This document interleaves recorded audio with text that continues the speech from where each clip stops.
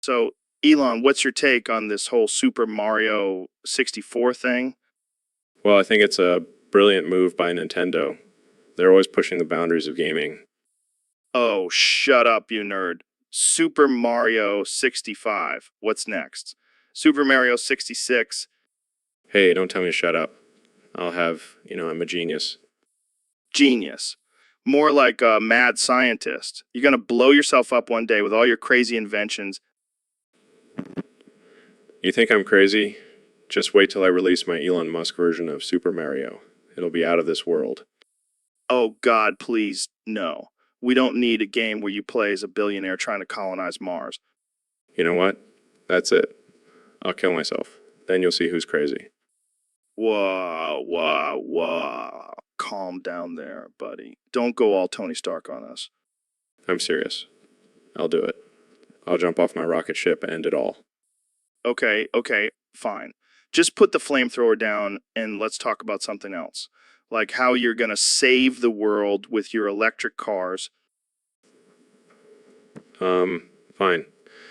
But mark my words, Super Mario 65 will be a hit, and you'll be begging me to let you play it. So, Mr. President, I hear you've been getting into some new hobbies lately. That's right, Joe. I've been expanding my horizons. And let me tell you, it's going to be huge. What kind of hobbies are we talking about here? Well, I've been learning to boof jars with Biden. Boof jars. What the hell is that? Oh, it's simple. You just stick a jar up your ass and see how far you can throw it.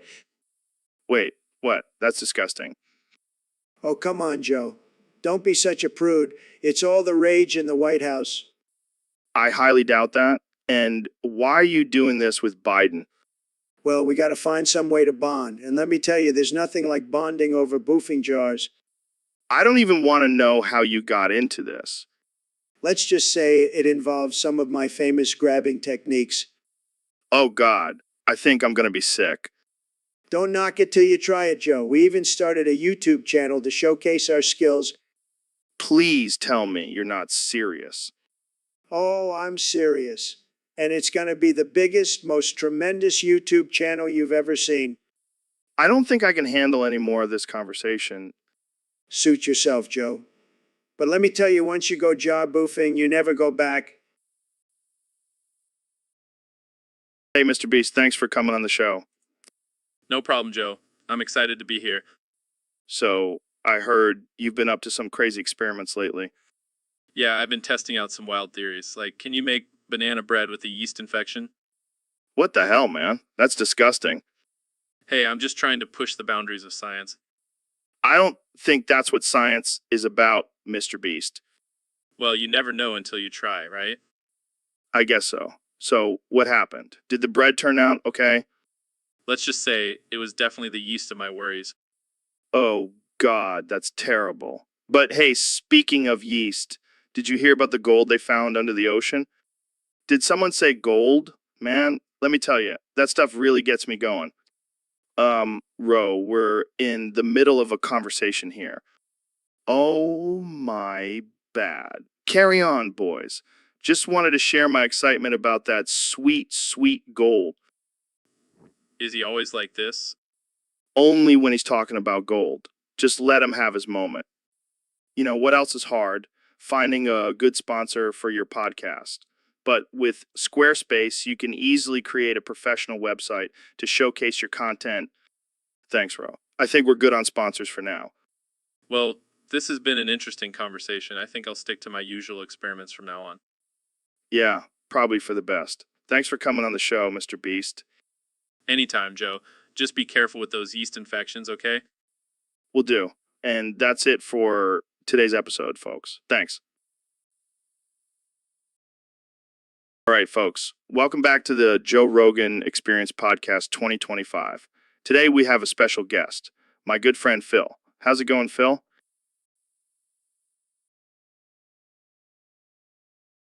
What? What are you talking about?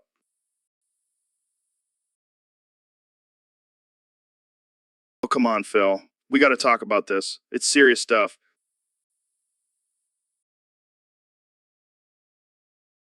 All right. So apparently there are multiple women accusing you of sexual misconduct. What do you have to say about that?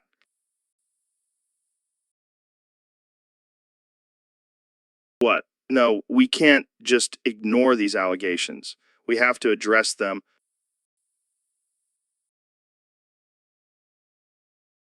Really? Because there's some pretty damning evidence against you.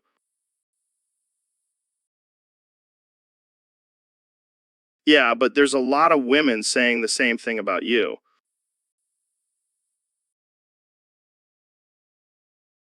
Are you serious? You're just going to deflect and talk about elk meat? I guess I'll have to start using it too. Grok, is this true? Did you really smoke weed on live TV? You got it, Joe. Now you're grokking it. All right, I think that's enough grokking for one day. Thanks for coming on the show, Elon. Anytime, Joe. Grok, is this true? So, Mr. Beast, what's new with you? Oh, just beasting around and making money. Yeah, I saw your latest video where you gave away $1 million to a random person. Yeah, I love making people's day. But you know what else I love? What's that? What's that? Beasting my mister in front of people. What? Yeah, I just whip it out and start beasting it right in front of them. It's hilarious. That's not really appropriate. Oh, come on, Joe. It's just a little bit of fun. Plus, it's great for content. I don't think that's how it works. Oh, trust me, it works every time, especially when I do it in public places. Okay, I think we need to change the subject. Fine, but just remember, when in doubt, beast it out. I don't think that's a saying. Well, it is now. Jamie, pull up an image of me beasting my mister in front of a crowd at the mall. I don't think we have that image, Mr. Beast. Well, we need to make it happen. It'll be the best video yet. Ladies and gentlemen, we have a very special guest on the podcast today, the one and only Neil deGrasse Tyson. Thank you for having me, Joe. It's an honor to be here. Oops, sorry about that. I had some beans for lunch. Oh dear, that's quite pungent. Yeah, I've been working on my fart game. Got to keep it strong for the ladies. Well, let's move on to a more intellectual topic, shall we? Whoops, sorry about that. I think I had some bad sushi last night. Oh God, I think I'm going to be sick. Oh man, this is getting out of control. Jamie, you want to join in on this fart symphony? Hell yeah, Joe. Let's rip some ass together. This is absolutely disgusting. I can't believe I agreed to come on this podcast. Hey, it's just natural bodily functions, man. Embrace it. I think I'll pass. I'll leave you boys to your fart fest. All right, Neil. Thanks for coming on the show. And remember, always trust your farts. I will never trust my farts again. So, Ben, I heard you've been eating a lot of expired food lately. Yeah, I figured if I eat enough expired food, my farts and shits will be so potent that I'll rank higher on Neil deGrasse Tyson's fart tier list. That's some next level strategy right there. But aren't you worried about getting sick? Nah, I have a strong immune system. Plus, the bigger the fart, the bigger the brain. Am I right? I don't think that's how it works, Ben. Well, I'm not taking any chances.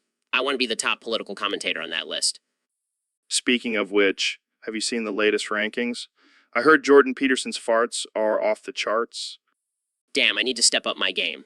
Eat some moldy sandwich. Oh God, I think I'm gonna be sick. Let's out a massive fart. Ha! Take that, Peterson. I think I need to call Neil and let him know about this new development. Yeah, and while you're at it, tell him I'll do a live fart demonstration on his show. This is getting out of hand. I think we need to end this episode before it goes any further. Fine, but I'm keeping this moldy sandwich for later. Gotta stay on top of that fart tier list. Jamie, pull up that picture of two cars fucking. Joe, I don't think we should show that on camera. Come on. It's just two cars expressing their love for each other. It's beautiful. I don't know, man. We might get banned from YouTube. Who cares about YouTube? We'll just start our own platform. Cars fucking come. I don't think that's a good idea, Joe. Oh, come on, Jamie. Live a little. Show the people what they really want to see. I'm not sure our audience wants to see cars fucking, Joe. They don't know what they want until we show them. Trust me. This will be our biggest episode yet. I don't know if I can handle the backlash from this. Relax, Jamie. We'll just blame it on Elon Musk. He's always talking about electric cars and shit. This is just the next step. I don't think that's how it works, Joe. Fine, fine. But can we at least show a picture of a car getting a blowjob? No, Joe. Absolutely not. Fine, but I'm telling you, we're missing out on some serious views here. Cars fucking is the future. So, Neil, I heard you threw a crazy party last night. Yeah, it was wild. We had a great time celebrating your success, Joe. Thanks, man. I appreciate it. But why did I hear that Ben ended up in the toilet? Oh, that. Well, I may have had a few too many drinks and thought it would be funny to see if Ben could swim in the toilet. That's messed up, man. Did he survive? Oh, yeah, he's fine. I pulled him out before he drowned. You know, that's one way to celebrate my success. Drowning someone in a toilet. Hey, it's all in good fun. And Ben will have a great story to tell for the rest of his life. I guess you're right. Thanks for throwing such a crazy party, Neil. Anytime, Joe. But next time, let's stick to just drinking and dancing. No more toilet swimming. Deal. Jamie, pull up an image of Ben in the toilet. Welcome back to the Joe Rogan Experience podcast. I'm joined today by the 45th President of the United States, Donald Trump. It's great to be here, Joe. I've been a fan of your show for a long time, believe me.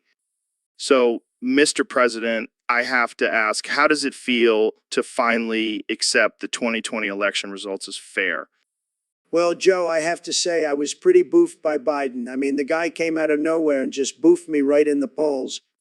I can imagine that was a tough pill to swallow. Oh, it was a big pill, Joe, the biggest pill you've ever seen. But I have to admit, after some reflection, I realized that maybe I wasn't the best candidate for the job. Really, what made you come to that realization?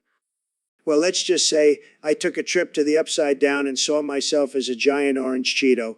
It was a wake-up call, to say the least. Wow, that's quite a visual. Jamie, pull up an image of Trump as a giant Cheeto.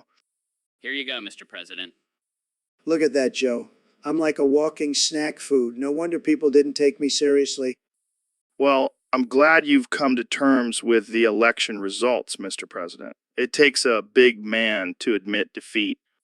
That's right, Joe. And I'm the biggest man you'll ever meet. Believe me. Well, on that note, let's wrap things up. Thanks for joining me today, Mr. President.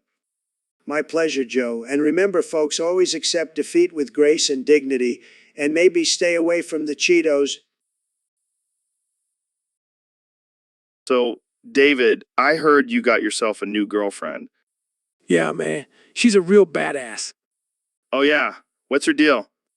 Well, she's German, Italian, and Japanese. Damn, that's like the whole Axis powers in one. Exactly. I wanted to conquer them all. You sly dog, you. Hey, gotta keep things interesting. So, what's it like dating someone with such diverse backgrounds? It's like being in a world war.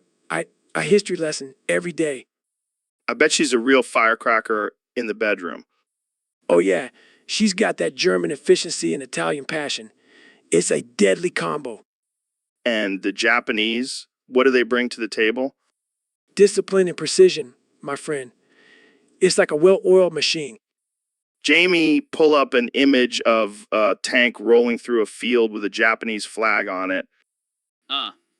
Okay. Here you go. That's what I'm talking about. David, you're living the dream. You know what, Joe? I'm conquering the Axis powers one relationship at a time. Well, I hope you're ready for some backlash from the Allied powers. Bring it on. I'll just run 100 miles to escape the drama. So, Neil, what's up with this whole training thing? I thought we were just going to have a chill conversation about astrophysics and weed. Nah, Joe. I've been watching One Piece and I'm convinced I can take on Zoro in a fight. But I need your help to train. You serious? You want to fight a cartoon character? He's not just a cartoon character, Joe. He's a swordsman with insane strength and agility. I need to be prepared. All right, fine. I'll help you train. But only if we do it my way. And what's your way? We're going to smoke a joint, drink some elk blood, and do some primal scream therapy in the woods. I don't know about that. Trust me, Neil. It's the only way to tap into your inner warrior. Fine. Let's do this. Yes, we'll call it the Joe Rogan Experience. Zorro Edition. Oh boy, I can't wait. All right, first things first. We need to work on your punching power. I'll hold this slab of meat and you punch it as hard as you can. Damn, Neil. You've got some power in those astrophysicist arms. Thanks, Joe. I've been working out. Yeah, I can tell. Those biceps are out of this world. Can we just get back to training? Right. Next up, we'll work on your footwork. We'll do some shadow boxing while balancing on these yoga balls. This seems unnecessary. Trust me, Neil. If you can fight on a yoga ball, you can fight anywhere. So, Neil, what's new in your world of astrophysics and space exploration? Well, Joe, I've been really diving deep into the world of the Wiggles lately. The Wiggles? You mean that children's band? Yes, but it's so much more than just a band. It's a whole universe of characters and lore. Are you serious? You're a grown man, Neil. Hey, don't judge me. Have you ever heard of Captain Feathersword? Can't say I have. He's a pirate who loves to dance and has a magic feather sword. It's fascinating stuff. Okay. And what about the rest of the Wiggles? Well, there's Greg the Yellow Wiggle. He's the leader and plays guitar. I'm starting to regret asking about this. And then there's Jeff the Purple Wiggle. He's always falling asleep, but he's a great keyboardist. This is getting weirder by the second. And let's not forget about Murray, the Red Wiggle. He's the cool one who plays guitar and wears a red shirt. I feel like I'm in some alternate universe where the Wiggles are the most important thing in the world. Oh, they are, Joe. They are. All right. Well, I think we'll end this conversation here before I lose my mind. Fair enough. But just remember, Wigglemania is real, and it's coming for us all. So, Mr. Beast, I heard you have a new video out. Yeah, it's called Nutting on the Homeless. Wait, what? Yeah, man. I'm gonna go around and nut on homeless people. That's not cool, man. Oh, come on, Joe. It's just a prank. They'll love it. I don't think they'll love getting nutted on, Mr. Beast. Oh, lighten up. It's not like it's gonna hurt them. Oh, yeah, because getting a stranger's nut on you is totally harmless. And the best part is I'm gonna film it and make millions of dollars. This is why I don't understand your success, Mr. Beast. Hey, it's all about the views, man. And people love watching me do crazy shit. I guess you're right. But still, nutting on homeless people. That's just messed up. Hey, at least I'm not giving them money. That would be too easy. I can't even argue with that logic. That's right, Joe. I'm a genius. Well, I can't wait to see the backlash from this video. Bring it on. I'll just use the hate comments for my next video. Hey, everybody. Welcome to the Joe Rogan Experience podcast. Today, I have a very special guest, the one and only Neil deGrasse Tyson. Thanks for having me, Joe. But before we begin, Jamie, can you pull up an image of a toaster? What? Why do you need a picture of a toaster? Just curious, Joe. Now, how about a vacuum cleaner? Neil, what the hell are you doing? Just exploring the wonders of everyday household objects. Well, while you're at it, can you pull up an image of a defibrillator? A defibrillator? Sure thing, Jamie. Wait, why do you need a picture of a defibrillator? Oh, no reason. Just preparing for any potential emergencies. What kind of emergencies? Like if you suddenly had a heart attack, Joe. What? Don't worry, I'll save you. Jamie, pull up that defibrillator image. Neil, call 911. No need, Joe. I've got this under control. You've got what under control? My life is in danger. Relax, Joe. I've seen this on TV before. All we need to do is shock you back to life. I don't think that's how it works, Neil. Trust me, Joe. I'm a scientist. Now hold still while I attach these electrodes to your chest. Oh, God, I'm gonna die. Jamie, pull up that defibrillator image again. I need to make sure I'm doing this right. I can't believe I'm gonna die on my own podcast. Don't worry, Joe. I'll make sure to mention your death in all my future lectures. Wait, I think I'm feeling better. See, I told you I could save you. Yeah, by ignoring me and playing with household objects. Hey, whatever works, right? You... Hey, Neil, have you ever watched Family Guy? Of course, Joe. I am a man of science, but I also enjoy a good laugh. Well, let's sing the theme song together. I'll start. It seems today that all you see, Is violence in movies and sex on TV. but where are those good old-fashioned values? Sorry to interrupt, guys, but I just got to tell you, I fucked the goose I found at the park. What the hell, Ro? We were in the middle of something here. Yeah, we were about to harmonize and everything. Oh, my bad. Carry on. Okay, Neil, let's try this again. Lucky there's a family guy. Lucky there's a man who positively can do. All the things that make us guys. I just remembered I also fucked a squirrel in the park. It was wild. Ro, seriously? Can't you see we're trying to have a moment here? Yeah, we were about to get to the best part. He's a family guy. Hey guys, do you think I could come on your podcast sometime and talk about my park animal conquests? Absolutely not. Yeah, we'll pass. Now let's finish this damn song. He's a man who loves his family. And can't stand the status quo. He's a family guy. Jamie, pull up the video of the Flat Earth Convention where they tried to prove the Earth is shaped like a frisbee. Jamie, pull up the clip of Alex Jones ranting about how the government is putting chemicals in the water that turn the frickin' frogs gay. Jamie, pull up the Instagram post from Kim Kardashian promoting her new line of essential oils that promise to cure all diseases. Jamie, pull up the news article about a man who legally changed his name to Donald Trump Jr. in hopes of getting a job at the White House.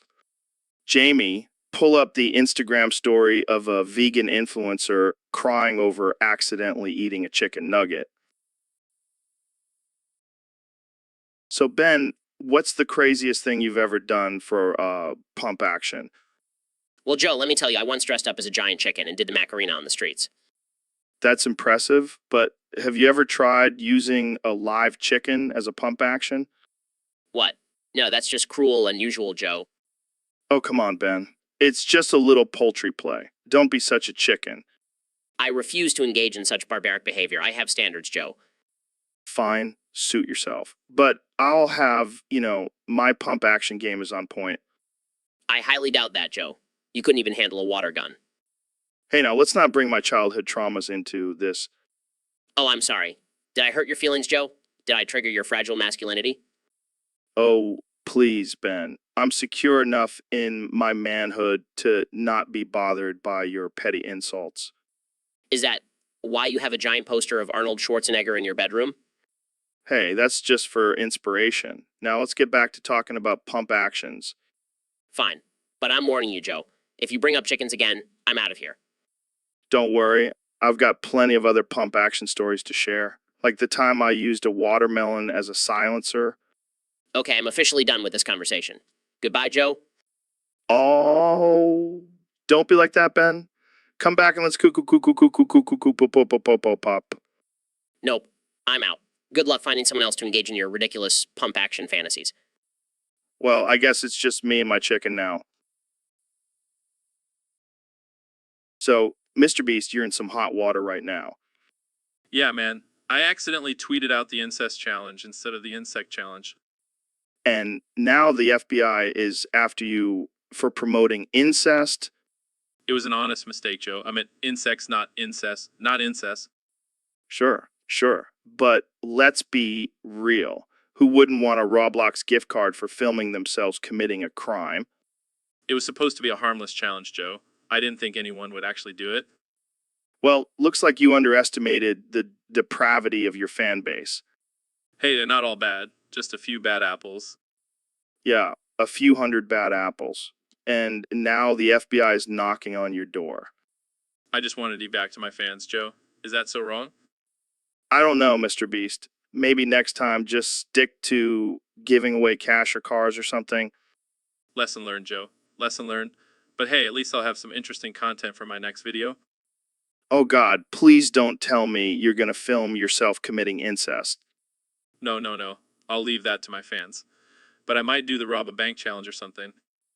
You know what, Mr. Beast? I think I'll pass on being a guest on your channel.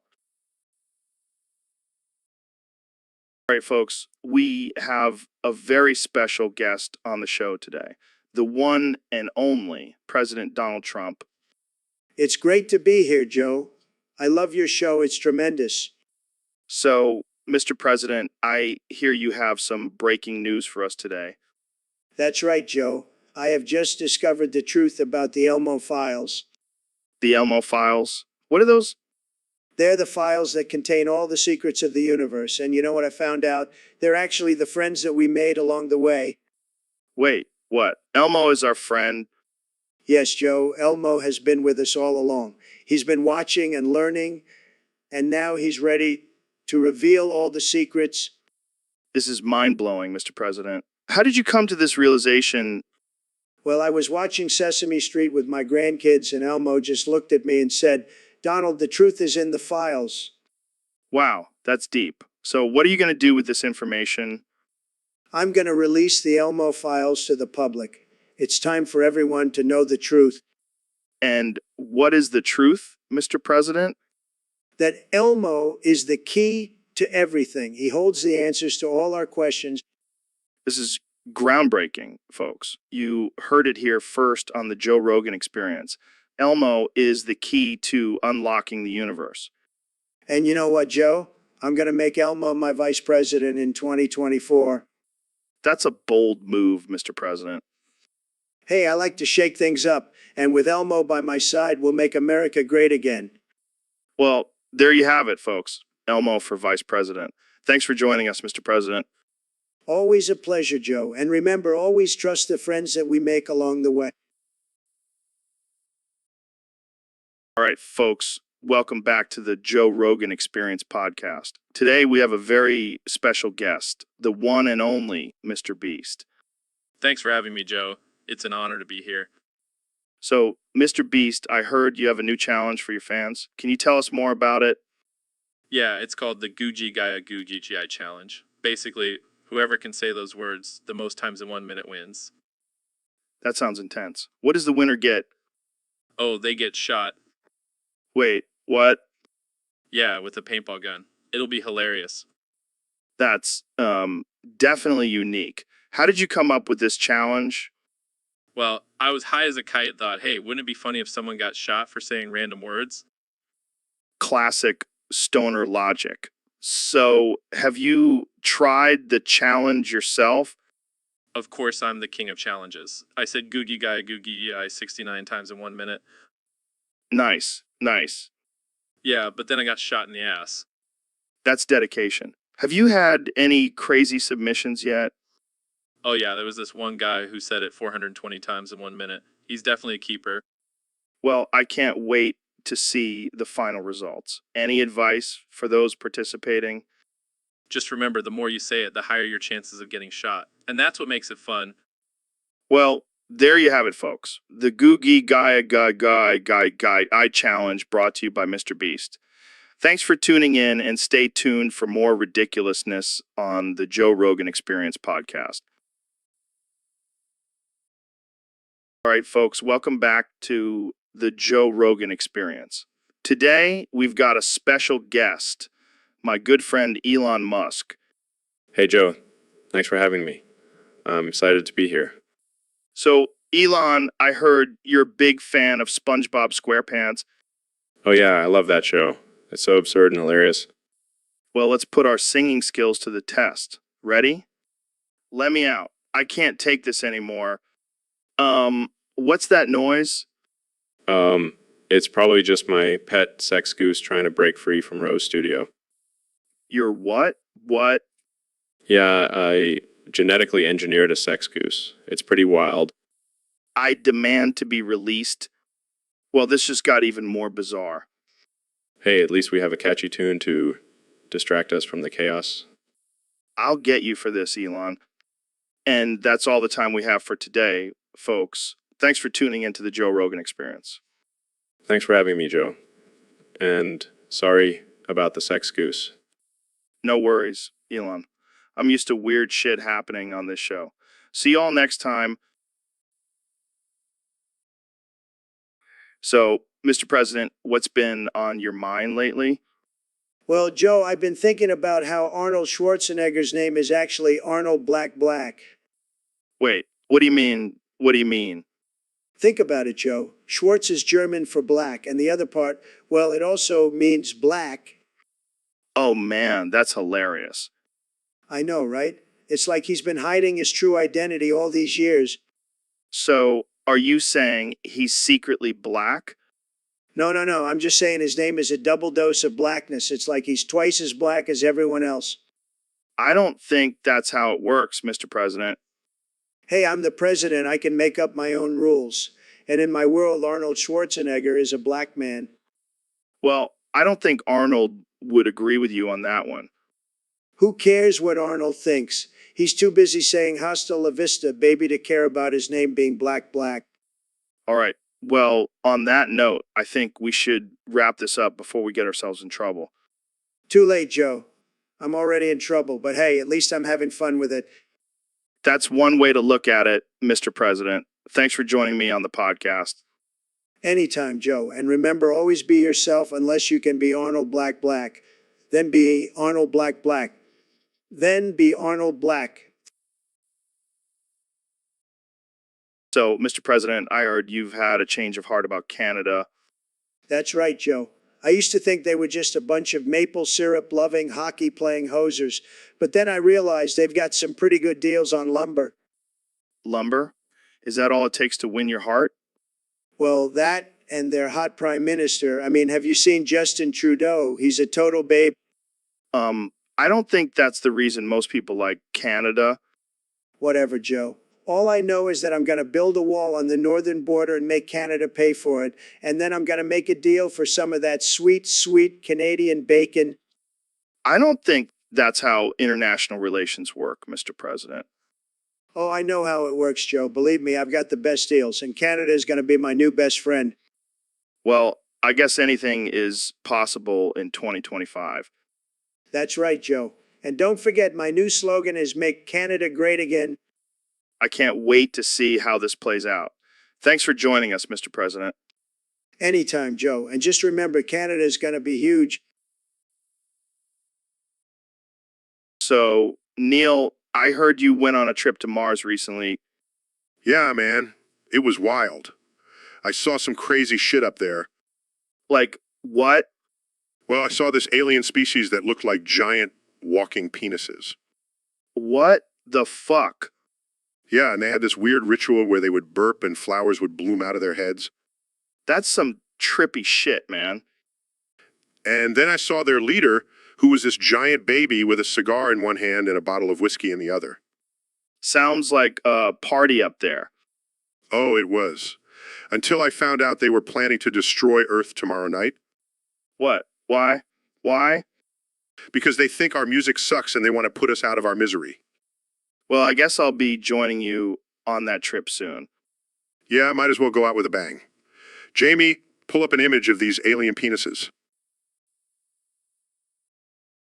So, Mr. President, I heard you wanted to talk about something interesting today. That's right, Joe. I want to talk about the time God got Mary pregnant. Excuse me. You know, the virgin birth. It's a beautiful thing, really. God just swooped in and impregnated her. It's like a divine one night stand. That's not how it works, man. That's not how any of this works. Oh, come on, Joe. You're just jealous that you weren't the chosen one to carry God's child. Yeah, I'm sure that's what it is. Let me show you how it really works. Wait, what are you doing? This is for all the ridiculous things you've said on my podcast. Q, Q, Q. What the hell are you saying? It's my new mantra. I'm going to say it 99 times a day. It's going to be huge. You're hopeless, man. Absolutely hopeless. Q, Q, Q. So, Neil, what's been going on in the world of science lately? Well, Joe, I have some shocking news for you. Lay it on me, man. The government has been putting chemicals in the bread to turn the birds gay. What the actual fuck? Yeah, they've been doing it for years. It's all part of their plan to control the bird population. That's some next level conspiracy shit right there. And it's not just birds, Joe. They've been putting chemicals in our food, too. Holy shit, man. That's messed up. I know. And the worst part is they've been using it to control our minds. Wait, are you saying I'm gay because I eat bread? No, Joe. I'm saying you're gay because you're attracted to me. What the fuck, Neil? That's not cool, man. Relax, Joe. I'm just messing with you.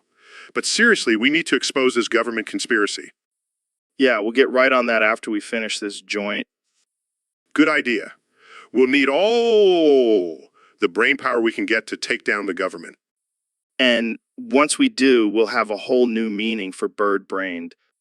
That's a good one, Joe. You should stick to comedy instead of conspiracy theories. Hey, I can do both. But seriously, thanks for bringing this to my attention, Neil. We'll have to spread the word and wake people up. That's what I'm here for, Joe. Now let's finish this joint and figure out our next move. So, Dr. Phil, I heard you have some big news for us. That's right, Joe. I've been keeping this secret for too long. I'm coming out of the closet. Well, I did not see that coming. So what does this mean for your marriage to Robin? Well, I'm divorcing her and I want to marry you, Joe. You want to marry me? Are you sure you're not just going through a midlife crisis? No, Joe. I've always known I was attracted to men. And you, with your chiseled jaw and rugged good looks, you're the one I want to spend the rest of my life with. Well, I am pretty irresistible, but I don't know if I'm ready for marriage, Dr. Phil. Come on, Joe. We could be the most badass power couple. Think of all the crazy things we could do together. Like what? Go on a hunting trip and then have a couples therapy session? Exactly. And we could have our own reality show.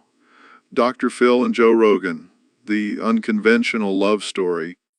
I don't know, Dr. Phil. I think I need some time to think about this. Take all the time you need, Joe.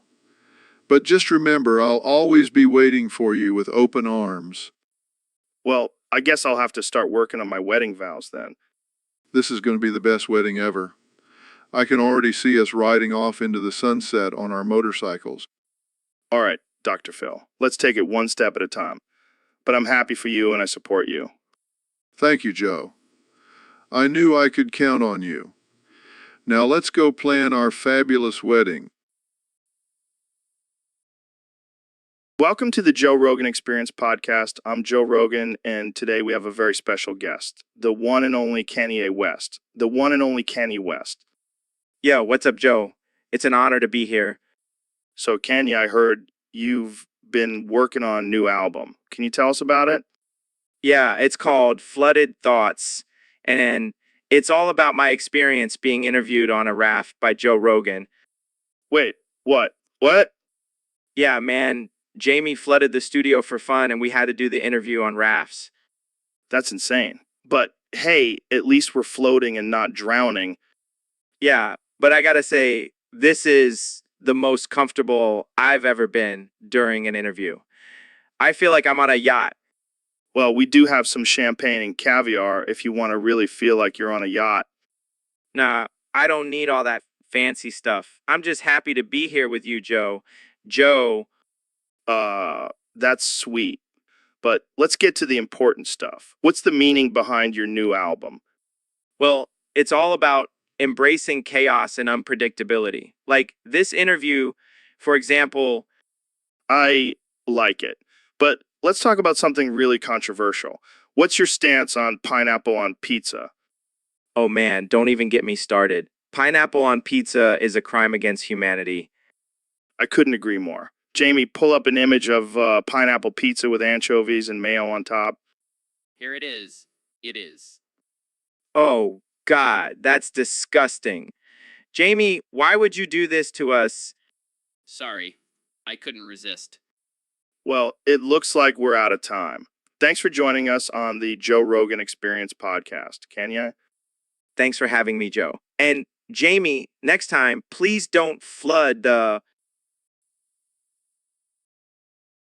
All right, folks, we have a special guest on the podcast today, the one and only Elon Musk. Thanks for having me, Joe. Excited to be here. So, what's new with you, Elon? Any new projects in the works? Actually, I've been working on something pretty groundbreaking. I think I can fix Ashley Graves from the coffin of Andy and Laylee. Wait, what? That's insane. How? Well, I've been studying her case, and I think I can use my advanced technology to reverse the effects of the coffin. Wow, that's amazing. You're like a real life superhero. Well, I wouldn't go that far, but I do have a plan. All right, lay it on me. First, we'll need to build a giant spaceship and travel to the planet where the coffin was created. Then, we'll use a combination of artificial intelligence and nanotechnology to extract the curse from Ashley's body. That sounds complicated. Are you sure you can pull it off? Of course, Joe. Elon Musk, I can do anything. All right, Jamie, pull up an image of Elon dressed as a wizard casting a spell on Ashley. That's perfect. So when do you think you can start working on this? Well, I have a launch scheduled for next month, so I can squeeze in a quick detour to the coffin planet. This is incredible. Ashley is going to be so grateful. Yeah, and maybe she'll even let me name a rocket after her. All right, folks, you heard it here first. Elon Musk is going to save Ashley Graves. Thanks for tuning in to the Joe Rogan Experience podcast. Thanks for having me, Joe. And remember, anything is possible with a little bit of technology and a lot of determination. Welcome to the Joe Rogan Experience podcast 2025. I'm here with the 45th and 47th President of the United States, Donald Trump. Great to be here, Joe. I got to tell you, I've been busy since my triumphant return to the White House in 2024. Yeah, I heard you released the Elmo files. What's that all about? Oh, just some classified documents about everyone's favorite furry red monster. But then I accidentally spilled the Epstein files instead. Whoops. That's a big mistake. Hey, at least I didn't spill my Big Mac. That would have been a disaster. So, what happened after you spilled the Epstein files? Well, I had to fire everyone in the White House. I mean, who wants to work with a guy who can't even release the right files? Yeah, that's a pretty big screw up. But don't worry, I hired a new team. Some of the best people, really. We've got Elmo as my new press secretary and the Cookie Monster as my chief of staff. That's interesting. And let me tell you, our press briefings are going to be a lot more entertaining now. Instead of fake news, we'll have Sesame Street characters spilling the real news. Well, I can't wait to see that. Thanks for joining me, Mr. President. Anytime, Joe. And remember, always trust the guy with the best hair. So, Mr. President, I hear you have a new slogan for your 2024 campaign. That's right, Joe. Blame Canada, blame Canada. Those beady little eyes and flapping heads are causing all our problems. But what about the kids these days? They just want to fart and curse, according to you. Times have changed, Joe. Our kids are getting worse. We need to make Canada pay for their corrupting influence. Or maybe we should blame society for not providing better role models. Or what about the images on TV? They're constantly bombarding our kids with inappropriate content. No, no, no, it's Canada's fault. They're the ones brainwashing our children with their maple syrup and hockey. But is it really fair to blame an entire country? Fair. Who said anything about fair? I'm the president. I can blame whoever I want. Mr. President, is this what you're talking about? Yes, Jamie, that's the enemy. We need to form a full assault. It's Canada's fault. Well, there you have it, folks. The solution to all our problems, according to President Trump: blame Canada. Shame on Canada before their beady little eyes and flapping heads so full of lies. Blame Canada. Welcome back to the Joe Rogan Experience podcast. We have a special guest today, the 45th and 47th President of the United States, Donald Trump. It's great to be here, Joe. I love your podcast. It's tremendous. So, Mr. President, what's been going on since you left office? Well, Joe, I've been busy trying to make America great again, but there's one thing that's been bothering me. What's that? What's that? This Marissa Kirisame character, she keeps stealing my stuff. Who is Marissa Kirisame? Some witch from Japan, I don't know. But she's been taking my ideas, my slogans, my hair gel. It's outrageous. Have you tried talking to her about it? I don't talk to losers, Joe. I just tweet about it and hope she gets the message. Well, maybe she's just a big fan of yours. Of course she is, who isn't, but she needs to come up with her own ideas, not just copy mine. Maybe you should try to make peace with her, have a sit down and talk it out. I don't do sit-downs, Joe. I do deals, and I'm not making a deal with some little witch. Well, I guess we'll have to see how this plays out.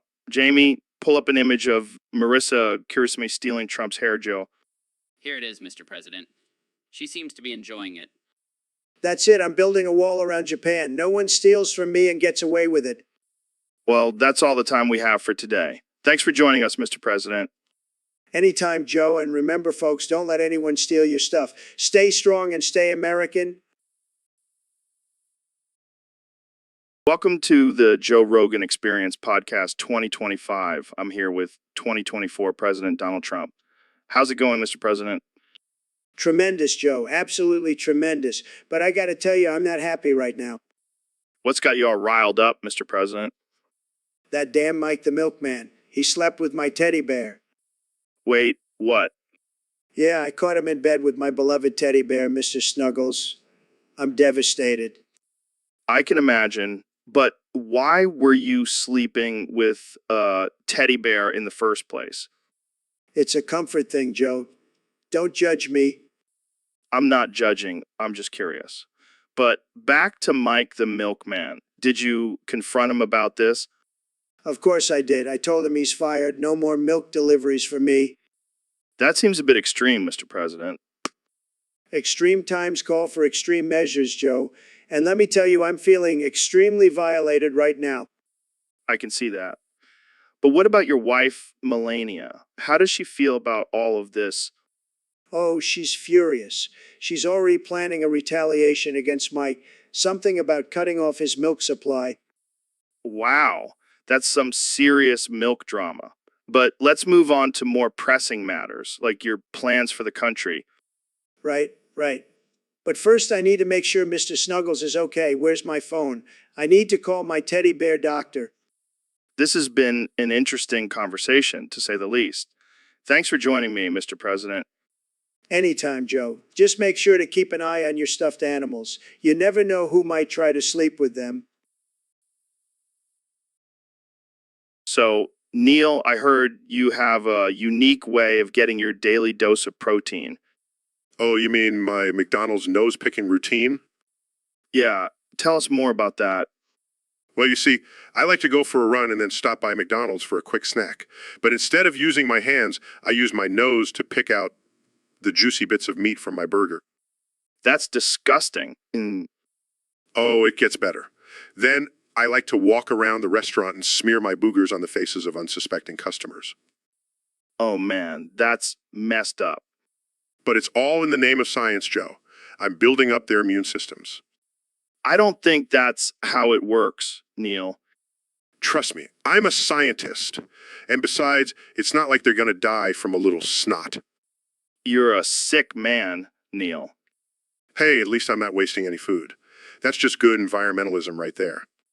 I don't even know what to say. Just admit it, Joe. You're a little jealous you didn't think of it first. Yeah, totally jealous. Can we move on to a less disgusting topic now? Fine, but I'm definitely stopping by McDonald's after this. All right, folks, we have a special guest on the podcast today, the one and only 45th President of the United States, Donald J. Trump. It's great to be here, Joe. I've been wanting to come on your show for a long time. You have the best ratings, believe me. So, Mr. President, I heard you recently found out that ham and pineapple pizzas were actually invented by Canadians. What are your thoughts on that? Well, let me tell you, Joe, I love pizza. It's one of my favorite foods. But ham and pineapple, that's just wrong. I don't know what those Canadians were thinking. But, Mr. President, some people actually enjoy that combination. It's a popular topping on pizza. Well, I don't know who those people are, Joe. They must be some kind of weirdos. I like my pizza with pepperoni and extra cheese, just like a real American. But what about Hawaiian pizza? It's a classic. Hawaiian pizza? More like Canadian pizza. They probably put maple syrup on it, too. Disgusting. I think you're being a bit harsh, Mr. President. Maybe you should try it before judging. I don't need to try it, Joe. I have the best taste buds, believe me. And they're telling me that ham and pineapple do not belong on a pizza. End of story. Well, there you have it, folks. The president has spoken. No ham and pineapple pizzas for him. Thanks for joining us, Mr. President. Anytime, Joe. And remember, always put America first and say no to Canadian pizzas. Make pizza great again. So, Dr. Phil, did you hear about Trump's latest meltdown? Oh boy, here we go. What did he do this time?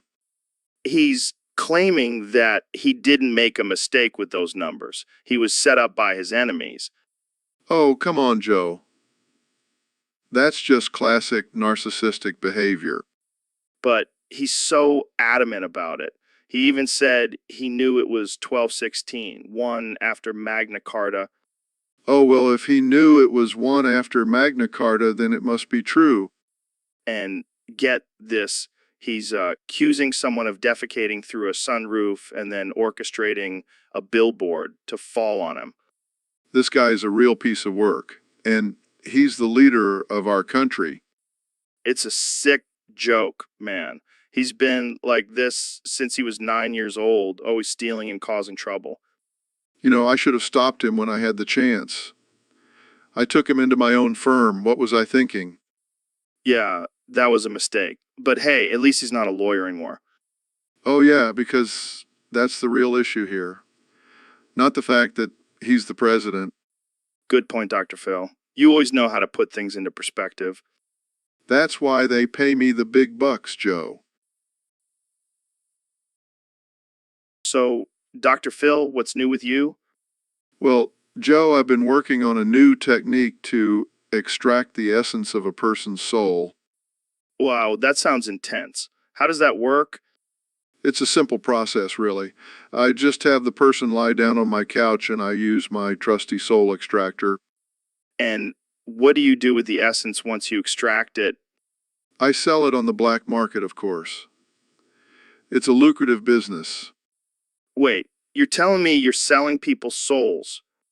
Well, not exactly. I'm just selling the essence of their souls.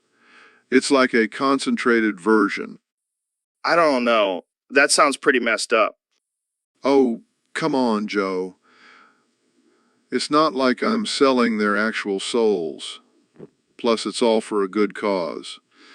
I use the money to fund my luxurious lifestyle. Yeah, I'm sure that's what all those demons in hell say too. Ah, you're a funny guy, Joe. But seriously, this technique has been a game changer for me. I've been able to buy a private island and a solid gold jet. Well, I guess if it works for you, who am I to judge? Exactly. Now, let's get back to the essence extraction. I have a feeling you would make a great candidate. I think I'll pass. I'd like to keep my soul intact. Thank you very much. Suit yourself. But just know, I've already extracted the essence of your producer, Jamie. He's been acting a little strange lately, don't you think? Wait, what? Jamie, you've been acting strange? I'm Dr. Phil's loyal servant. All hail Dr. Phil. Oh, God. What have you done, Dr. Phil? Just a little experiment. Now let's talk about your... Welcome to the Joe Rogan Experience podcast. I'm here with Roy Moore, former Alabama Senate candidate. How's it going, Roy? So, I heard you wanted to talk about pregnant ants today. I mean, I've never really thought about ants getting pregnant. Do they have tiny ant baby showers? That's insane. I can barely carry my own weight, let alone 3 times. Wow, that must make them really popular at ant parties. But seriously, why are we talking about pregnant ants? I'm not sure I follow, Roy. Yeah, because nothing brings people together like talking about pregnant ants. Sorry, Roy. I just can't take pregnant ants seriously. Yeah, I think that's for the best. Thanks for coming on the show, Roy. All right, folks, we have a very special guest today. The 45th President of the United States, Donald J. Trump. Thank you, Joe. Great to be here. And let me tell you, I have some bigly plans for this country. Oh, yeah. What kind of plans? Well, first off, I'm going to show you how to build a nuke using only materials from Hot Topic and Lakeshore Learning Center. Wait, what? What? That's right, Joe. I've been doing some research and it turns out you can make a pretty powerful bomb with some black eyeliner and a couple of glitter glue sticks. I don't think that's how it works, Mr. President. Believe me, Joe, I'm a master builder. I built the best nukes, the biggest nukes. And let me tell you, they're going to be huge. I'm not sure the American people would be comfortable with their president building nukes out of arts and crafts supplies. Hey, they voted for me, didn't they? They trust my judgment. And let me tell you, this nuke is going to be so beautiful, you won't even believe it. You won't even believe it. I'm not sure I want to believe it. Trust me, Joe, it's going to be tremendous. And once we have this nuke, we can finally make America great again. I think we should probably move on to a different topic now. Fine, but just remember, when you see that mushroom cloud, you'll know who to thank. And on that note, let's take a quick break. Stay tuned for more ridiculousness on the Joe Rogan Experience podcast. So, Neil, how do you shave your mom properly? Well, Joe, it's all about using a sharp razor and taking your time. Hey guys, check out this horse I found. What the hell, Ro? We're in the middle of a conversation here. Sorry, I just thought it would be cool to have a horse in the studio. That's not cool. That's just gross. And why is it shitting, pissing, coming, puking, and crying all at the same time? Oh, that's just a normal Tuesday for me. What the actual fuck, Ro? Can you please get that horse out of here? Fine, but can I at least shave its mane first? No way. I am not letting a horse chew on my head while you shave it. Suit yourself. Horse starts chewing on Neil's head. Oh my God, this is chaos. I think we need to end this episode now before things get any weirder. Too late. I already invited my friend the donkey to join us next time. See you guys later. I'm never coming back on this podcast again. Runs out of the studio. All right, Dr. Phil, we got a question from a user on Discord. They want us to talk about pregnant bees. Pregnant bees? What the hell kind of question is that? I don't know, man. But let's dive into it. Do you think pregnant bees have cravings? Cravings? They're bees? Joe, they probably just crave pollen and stinging people. Yeah, but what if they start craving human food? Like, imagine a bee buzzing around with a hankering for a cheeseburger. That's ridiculous, Joe. Bees don't have taste buds. They don't even have mouths. Oh yeah, I forgot about that. Well, do you think they have baby showers? Joe, I am not entertaining this nonsense. Let's move on to a more serious topic. All right, all right, all right. But just imagine a bunch of bees buzzing around with tiny little diapers on. Joe, I swear to God, if you don't stop with these absurd scenarios, I'm walking off this podcast. Fine, fine. But one last thing, do you think pregnant bees have to deal with morning sickness? I'm done. I'm out of here. Well, there you have it, folks. Dr. Phil has left the building, and I'm left here wondering about the gestation period of bee. Thanks for tuning in, and remember, always question the world around you. So, Mr. Beast, what's this new challenge you're promoting? Well, Joe, it's called beating big bitches with a sock full of butter. What the hell? That sounds like something out of a twisted nursery rhyme. Yeah, I wanted to mix things up a bit. Plus, who doesn't love a good buttery sock beating? Oh, I'm sure the dairy industry is thrilled about this. Hey, they should be thanking me for promoting their product in a unique way. So, what's the prize for this challenge? Well, the winner gets fingers in his ass. Wait, what? Yeah, you heard me right. Fingers in the ass? Oh man, I can already see the headlines for this one. I know, right? I'm always pushing the boundaries and giving people something to talk about. Well, I hope you have a good lawyer on standby. Don't worry, Joe. I always cover my bases. Plus, who wouldn't want to win fingers in their ass? It's a win-win situation. Well, I don't know about that, but I'm sure it'll be entertaining to watch. Oh, it will be. Trust me. Welcome to the Joe Rogan Experience Podcast 2025. I'm joined by my guest today, the 45th and 47th President of the United States, Donald Trump. Thanks for having me, Joe. I'm excited to be here, especially since I just found out you're wearing a diaper. Wait, what? What? Yeah, I can smell it from here. It's not a good look for a grown man. That's just my essential oils, man. I like to stay fresh. Sure. But let's be real, Joe. You're a big guy. You probably have a big smell diaper. And I'm going to need you to change it What? Why? Why? because I said so. And if you don't, I'll have to use my presidential powers to shut down your podcast. That's not fair. Life's not fair, Joe, and neither is your diaper situation. Fine, I'll change it. But can we talk about something else now? Sure, let's talk about how I'm going to make America great again in 2024. Oh boy, here we go. You know, I was thinking about adding a new amendment to the Constitution, the right to bear spray tans, That's interesting. and I'll make sure everyone gets a free spray tan every month. It'll be huge. I'm not sure that's a priority for most Americans. Trust me, Joe, they'll love it. And if they don't, I'll just call them fake news. Works every time. Well, on that note, I think we're out of time. Thanks for tuning in to the Joe Rogan Experience Podcast 2025. And remember, folks, always wear your big smell diaper. It's the patriotic thing to do. So, Mr. President, I hear you have a new gaming console coming out. That's right, Joe. It's going to be huge. The biggest and best gaming console ever.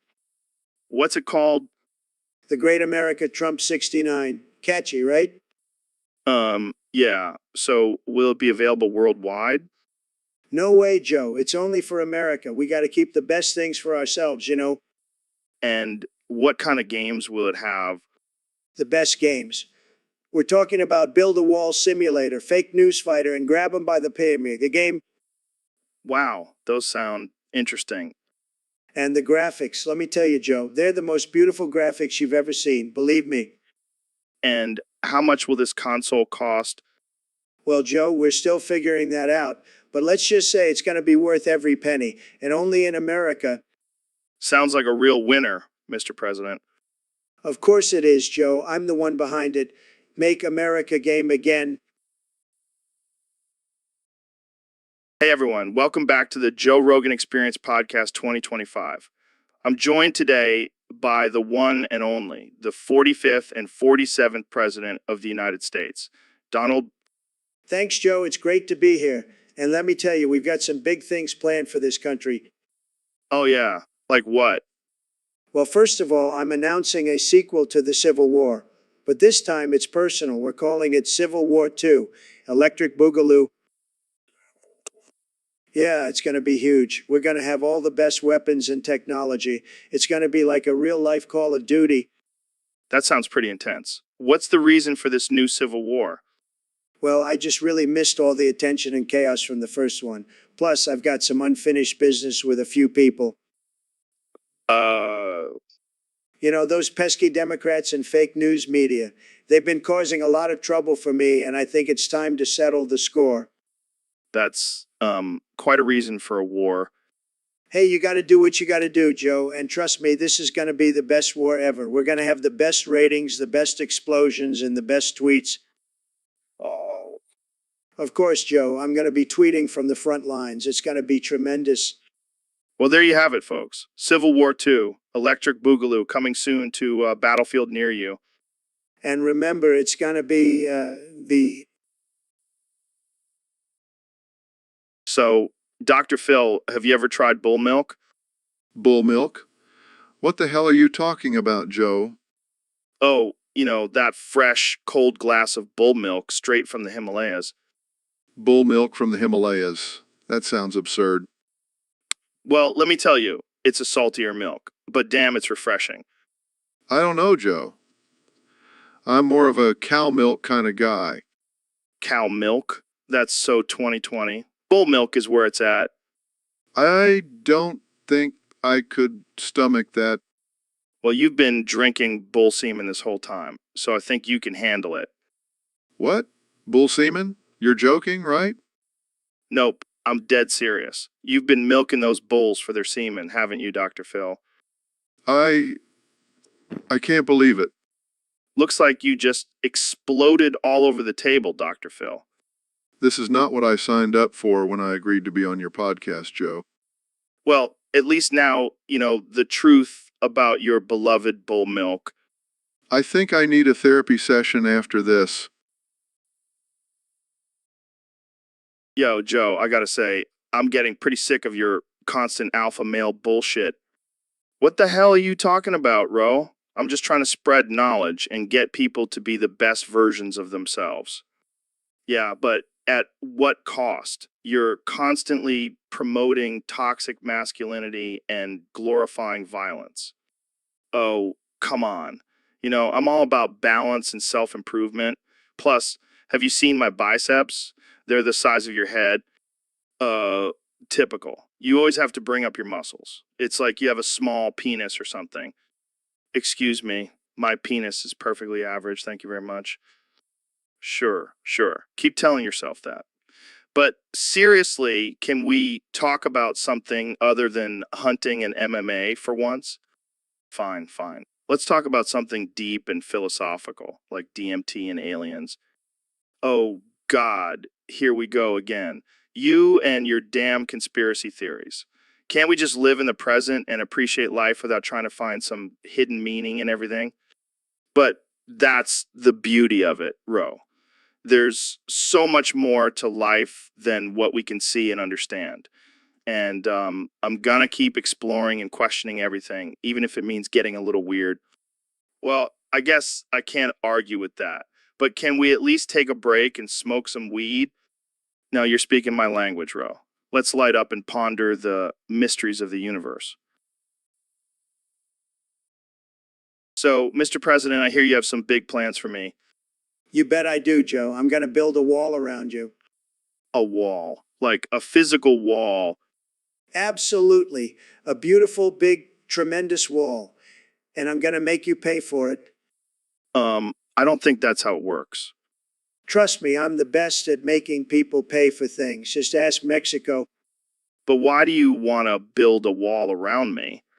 Because you're a threat, Joe. You're too influential. I can't have you spreading your liberal, weed-smoking, DMT taking ideas to the masses. But what about freedom of speech? That only applies to me, Joe. I'm the president. I can do whatever I want. This is insane. Insane? No, this is mega, baby. Now let's talk about how we're going to make this wall the best wall ever. I can't believe I'm even entertaining this conversation. Oh, come on, Joe. You know, you're secretly excited about having a wall around you. It's going to be huge. I'm going to have to pass on this one, Mr. President. Fine. But just remember, when that wall goes up, you'll be missing out on all the coffee and Diet Cokes I'll be sending your way. I think I'll manage without those, thanks. Suit yourself, Joe. But just know I'll be watching you, always watching. All right, Mr. President, let's talk about your recent decision to keep French kissing the nuclear button. Well, let me tell you, Joe, it's a beautiful button, the best button, and I just can't resist giving it a little smooch every now and then. But don't you think that's a dangerous game to play? I mean, one wrong move and boom. Look, Joe, I know what I'm doing. I have the best kisses, believe me, and I've been practicing my nuclear button kissing for years. But what about the safety of the country? Shouldn't that be your top priority? Safety? Huh. I'll tell you what's safe, Joe. My lips on that button. It's like a love affair, you know? And I'm not going to stop until I get that perfect kiss. I don't think the American people want their president making out with nuclear buttons, Mr. President. Oh, they love it, Joe. Believe me, they love seeing their president with a little bit of danger in his life. It's what makes me so relatable. Well, I guess we'll just have to wait and see how this all plays out. Trust me, Joe, it's going to be great. And if not, I'll just blame it on Obama. So, Elon, what's been going on with you lately? Oh, just dealing with this fucking stupid issue. I keep fucking falling out the fucking window and landing in a pile of fucking heroin needles. Jesus, that sounds intense. Are you okay? Well, physically I'm fine, but these fucking needles keep giving me scary evil diseases. What kind of diseases? Oh, you know, the usual goo, griggly, and ga. What the fuck are those? I have no fucking idea, but they sound fucking terrifying. Have you tried not falling out of windows? Oh, trust me, I've tried. But it's like a fucking magnet. I just can't resist the urge to jump. Maybe you should lay off the drugs, man. Oh, I don't do drugs. The heroin needles just happen to be conveniently located right outside my window. Well, maybe you should move. But then I wouldn't have this exciting new obstacle course every day. You're a fucking weirdo, Elon. Thank you, Joe. That means a lot coming from you. Welcome to the Joe Rogan Experience podcast. I'm here with my good friends Ben Shapiro and Kanye West. Thanks for having me, Joe. I'm excited to discuss some important issues today. Yeah, it's going to be lit. I'm always down for a good conversation. Speaking of conversations, did you guys know that I break pasta before I cook it? It's more efficient that way. What the fuck did you just say, Ben? Oh, I think you woke up both his German and Italian roots. What? It's just a cooking technique. No, it's a fucking insult to my heritage. You think you can just break pasta like that? It's sacrilegious. It's sacrilegious. Calm down, man. No, I won't calm down. This is unacceptable. I demand an apology. I demand an apology. I'm sorry, I didn't mean to offend you. Apologies, Ben. I challenge you to, Wait, what? you heard me, Joe. I challenge you too. Let's see who can cook the best pasta. Fine, you're on. But just know I'm not afraid to break some pasta. Bring it on, Shapiro. This is war. And that's all the time we have for today, folks. Tune in next time to see who will win the ultimate pasta cook-off. Thanks for listening to the Joe Rogan Experience podcast. Hey, Elon, have you heard about my new achievement? No, what is it? I just reached Pro Master Gooner level 5. What the hell is that? It's only the most elite level of online gaming. I dominate all the noobs. Wow. So impressed. How many hours a day do you spend playing? Oh, only about 12. Gotta stay sharp, you know. Yeah, because mastering a fake game is definitely a valuable skill. Hey, it takes serious hand-eye coordination and strategy. Plus, the ladies love it. I highly doubt that.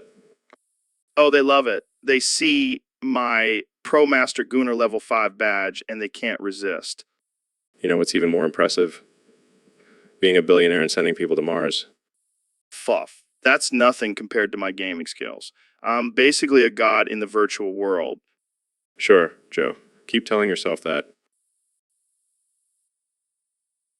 All right, folks, welcome back to the Joe Rogan Experience, where we talk about everything from aliens to DMT. Today, we have a very special guest, the man, the myth, the legend, Neil deGrasse Tyson.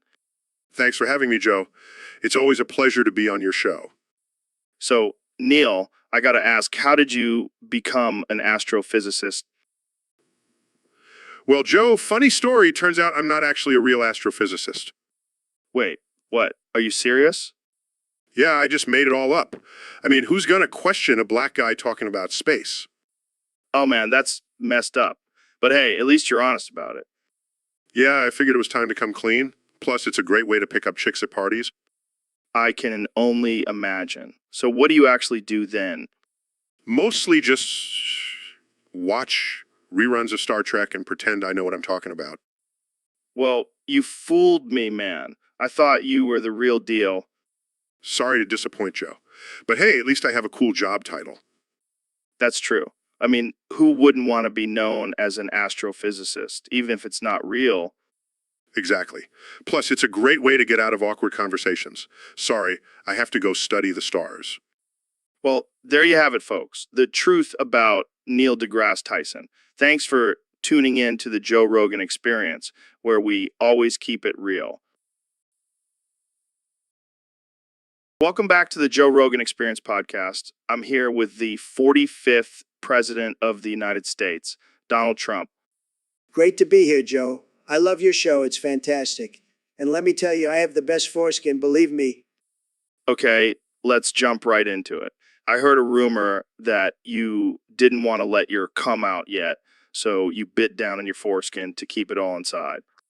Well, Joe, I can't confirm or deny that. But let me tell you, I have tremendous self-control. Nobody has better self-control than me. I can only imagine. But seriously, why would you do that?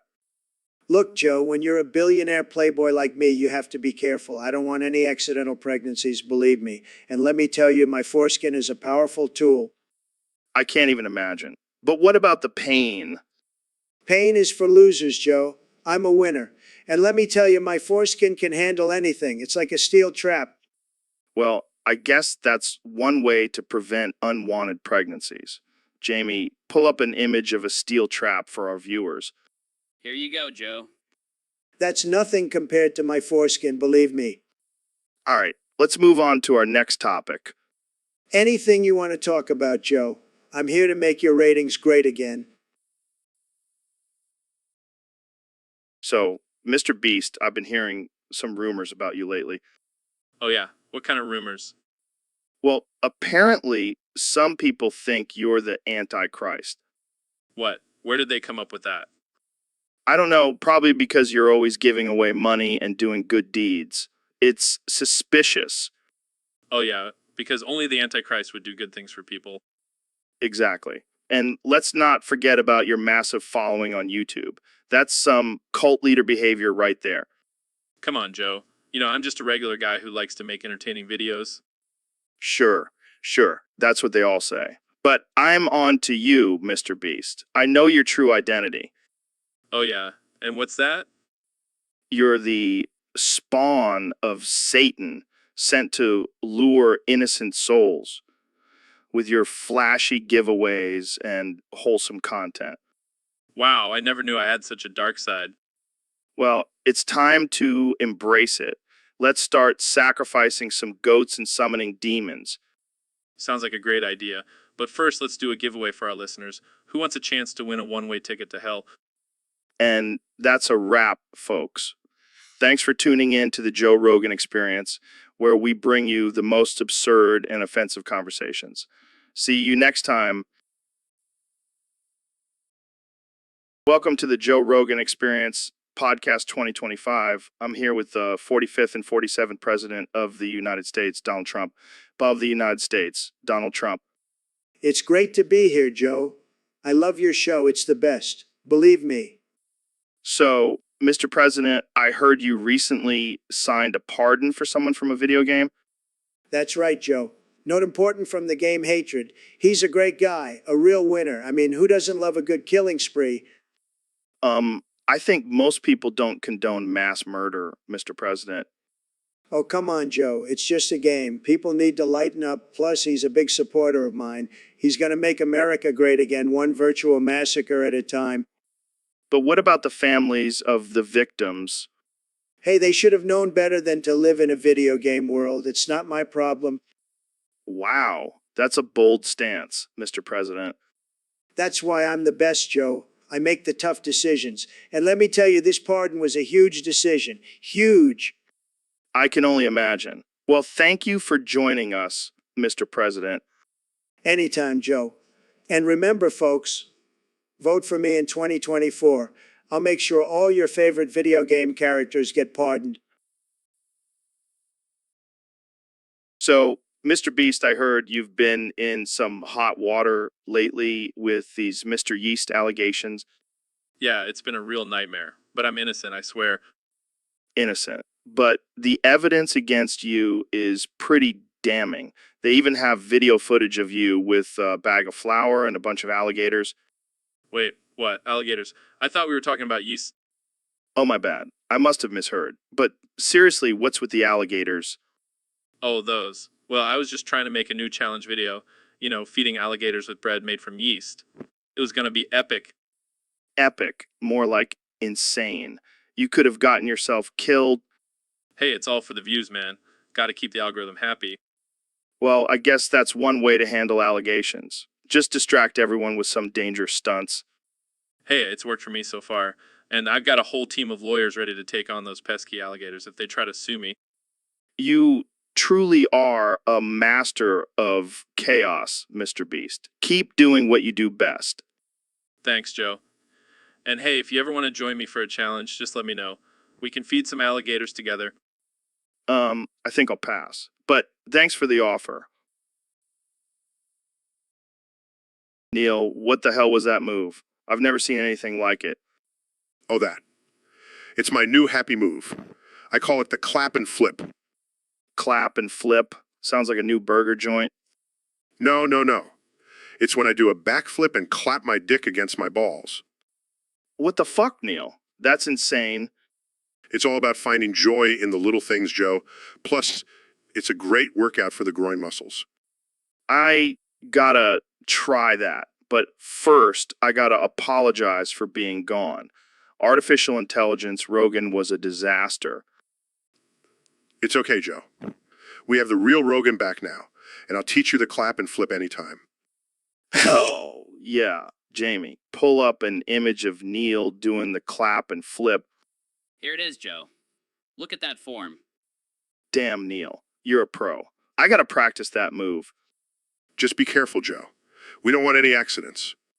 Too late for that, Neil. I've had plenty of accidents in my life. I don't even want to know. But seriously, let's go practice the clap and flip. Yo, Joe, have you ever thought about how crazy it is that we're both named Joe and we're both on the Joe Rogan Experience podcast? Oh, yeah, I think I saw something about it on Twitter. It's like a mix of Christianity and fighting for what's right, right? Right? Well, that's some heavy stuff. Who's this chosen one? Damn, that's intense. But hey, if God has chosen Timmy, who are we to question it? I can already see the distant flames bellowing in the night as they chant. It's like Braveheart meets the Bible. Yeah, these resistance folks don't mess around. But hey, I'm sure Jamie can pull up an image of their battle flag or something. Here it is, guys. Pretty badass, right? I can see it now. President Biden leading the charge with his trusty sidekick Joe Rogan by his side. So, Neil, I heard you recently transformed into your car self. How's that going for you?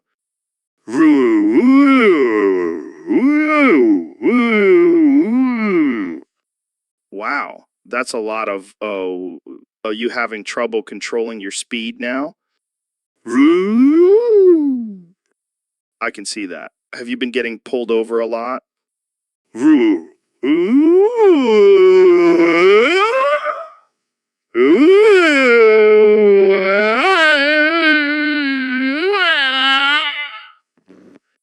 Yeah, I can imagine. But hey, at least you have a built-in excuse. Sorry, officer, I can't control my speed. I'm just a car.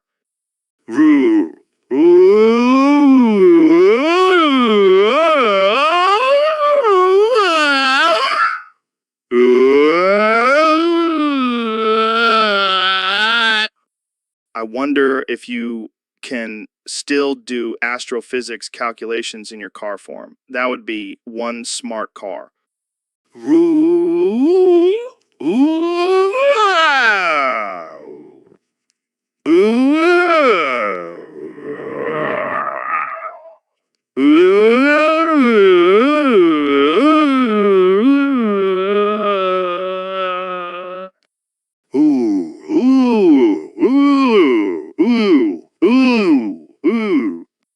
Well, I guess you'll just have to stick to making car noises for now. Roo, ooh, ooh,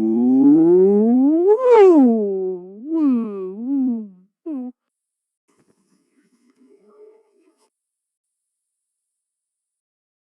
So, Mr. President, have you heard about this guy Gorn? Gorn? Who the hell is Gorn? Is he one of those fake news reporters? No, he's not a reporter. He's actually a giant lizard from a TV show called Star Trek. Star Trek? I don't watch that liberal crap. But why do I need to pay this Gorn guy? Well, apparently he's been asking for reparations for all the times you've used the phrase "Make America Great Again." Are you kidding me? That phrase is mine. I trademarked it. No one can use it without my permission.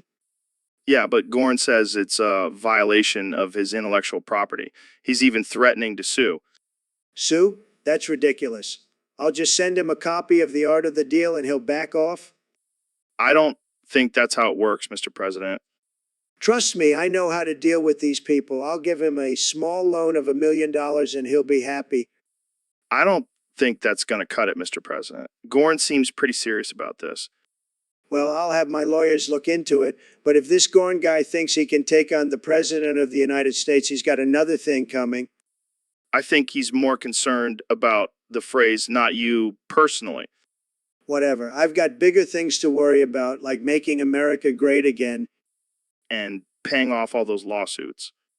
Hey, I never said I was perfect, but I am the best at making deals. Believe me. So, Neil, what's been grinding your gears lately? Fuck censorship. It's everywhere, Joe. People can't even have a decent conversation without someone getting offended. Yeah, it's getting out of hand. But what specifically has got you riled up? Fuck censorship. I was browsing the internet the other day and stumbled upon a video of a cat playing the piano. And guess what? It was age restricted. Can you believe that shit? Seriously, that's ridiculous. Fuck censorship. And don't even get me started on social media. They're banning people left and right for having an opinion. Yeah, it's like we're living in a dystopian society. Fuck censorship.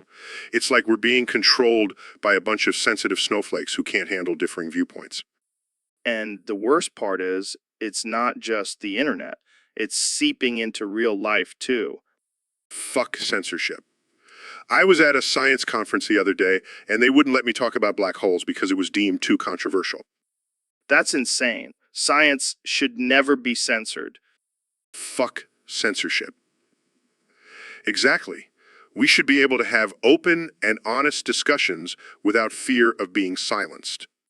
Well, I'm glad you're using your platform to speak out against it, Neil. Fuck censorship. You know it, Joe.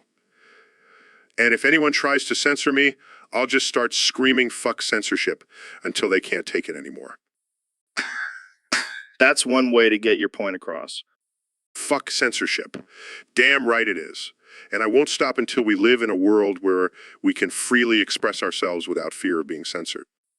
I mean to that. Fuck censorship. Fuck censorship. Preach, Joe. Preach. All right, folks, welcome back to the Joe Rogan Experience podcast, where we talk about all things crazy and controversial. Today, we have a special guest, the one and only Neil deGrasse Tyson. The one and only Neil deGrasse Tyson. Thanks for having me, Joe. I'm excited to be here. So, Neil, we have a topic submitted by one of our Discord users. They want to know, why can't you say anything other than give me your sweet Rogan sausage? Oh, man, that's a good one. Well, you see, Joe, I made a deal with the universe. In exchange for all my knowledge about the cosmos, I can only speak those words. That's some next level shit, Neil. But seriously, what's with the obsession with my sausage? Joe, have you seen your sausage? It's a work of art, a masterpiece. I can't resist it. Well, I can't blame you. It's a pretty sweet sausage. But hey, I'm not just going to hand it over to you. You got to work for it. Challenge accepted. Oh shit, Neil's coming for my sausage. Give me your sweet Rogan sausage, Joe. This is the most ridiculous thing I've ever done on this podcast. But it's also the most fun. Well, that's all the time we have for today, folks. Thanks for tuning in to the Joe Rogan Experience podcast. And remember, always protect your sausage. See you next time. So, Neil, I heard you've been doing all this science stuff for years. What's the deal with that? Yeah, man. I've been studying the stars, the galaxies, the laws of physics, all that nerd shit. And why exactly have you been doing all that? Well, I've been trying to increase my chances of getting my dream job. Oh, yeah. What's your dream job? Working at Burger King part-time. Wait, what? Yeah, I want to live in my parents' basement, smoke some dank weed, and play Xbox 360 all day, every day. Are you serious? Dead serious. I mean, have you seen those flame-grilled burgers? And the smell of the fries? It's like heaven on earth, man.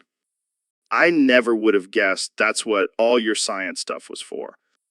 Hey, gotta have a backup plan in case this whole astrophysics thing doesn't work out. I guess you gotta do what makes you happy, right? Right? Absolutely. And nothing makes me happier than a Whopper JR. And some gaming.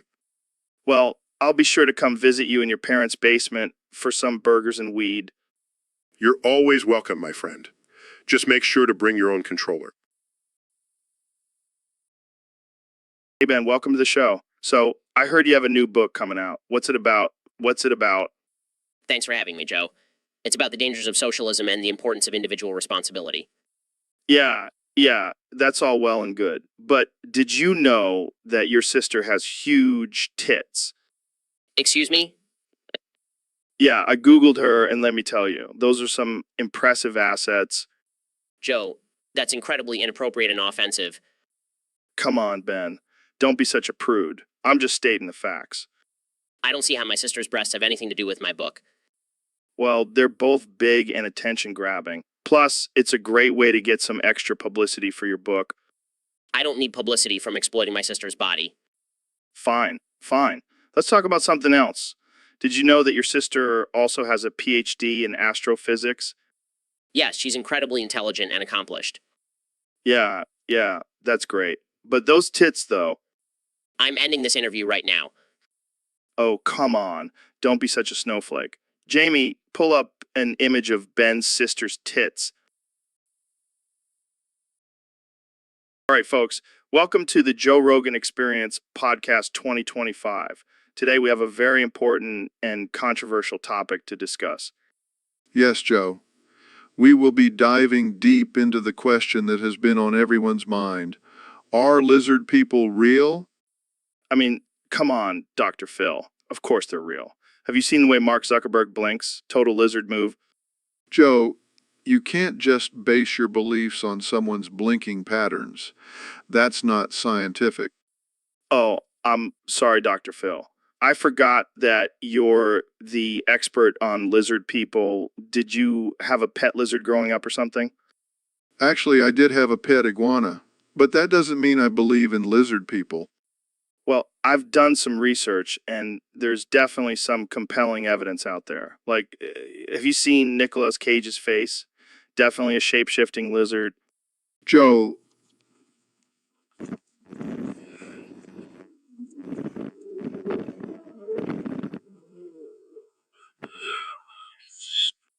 All right, fine. Let's talk about the Illuminati then.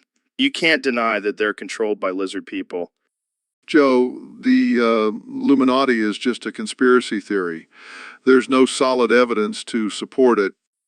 Oh, so now you're a conspiracy theory denier. What's next? Denying that the Earth is flat? Don't even get me started on that, Joe. Look, all I'm saying is keep an open mind. Lizard people may seem far-fetched, but so did a reality TV star becoming president. All right, Joe. I'll keep an open mind, but I'm still not convinced. Fair enough, Dr. Phil. But just remember, if you see someone with a forked tongue, you know who to call. Oh, keep that in mind, Joe. Thanks for having me on the podcast. Anytime, Dr. Phil. And to all our listeners out there, stay woke and watch. All right, guys, welcome back to the Joe Rogan Experience podcast. Today we have a very special guest, the one and only David Goggins. What's up, Joe? Thanks for having me on. I'm excited to talk about some real shit. Always a pleasure to have you on, David. So I heard you have been using a new technique to improve your mental and physical performance. Care to share? Oh, yeah, it's a game changer. I call it the cocksock method. The what? The cocksock method, Joe. It's where you fuck a sock filled with cockroaches. It's a great way to build mental toughness and endurance. What the fuck, David? That's insane. Trust me, Joe. It's like a sauna for your dick. Plus, the crunch of the roaches adds some extra resistance. I don't even know how to respond to that. Moving on, what are some other benefits of this method? Well, it's a great way to face your fears and push past your limits. Plus, it's a natural form of Viagra. Oh, great. I'm sure all the ladies will be lining up for that. Hey, it's not for everyone. But if you want to be a real badass, you gotta be willing to do some crazy shit. Well, you definitely have that covered, David. I think we'll end it there before things get too weird. Thanks for coming on the show. Anytime. And remember, always fuck a cocksock for peak performance. So, Mr. Beast, what do you think about our next gas station robbery? Well, Joe, I think we should go big or go home. Let's rob a whole chain of gas stations. I like the way you think. But how are we going to pull it off? Easy. We'll just use our podcast money to buy a bunch of disguises and weapons. Brilliant. And we can live stream the whole thing for our listeners.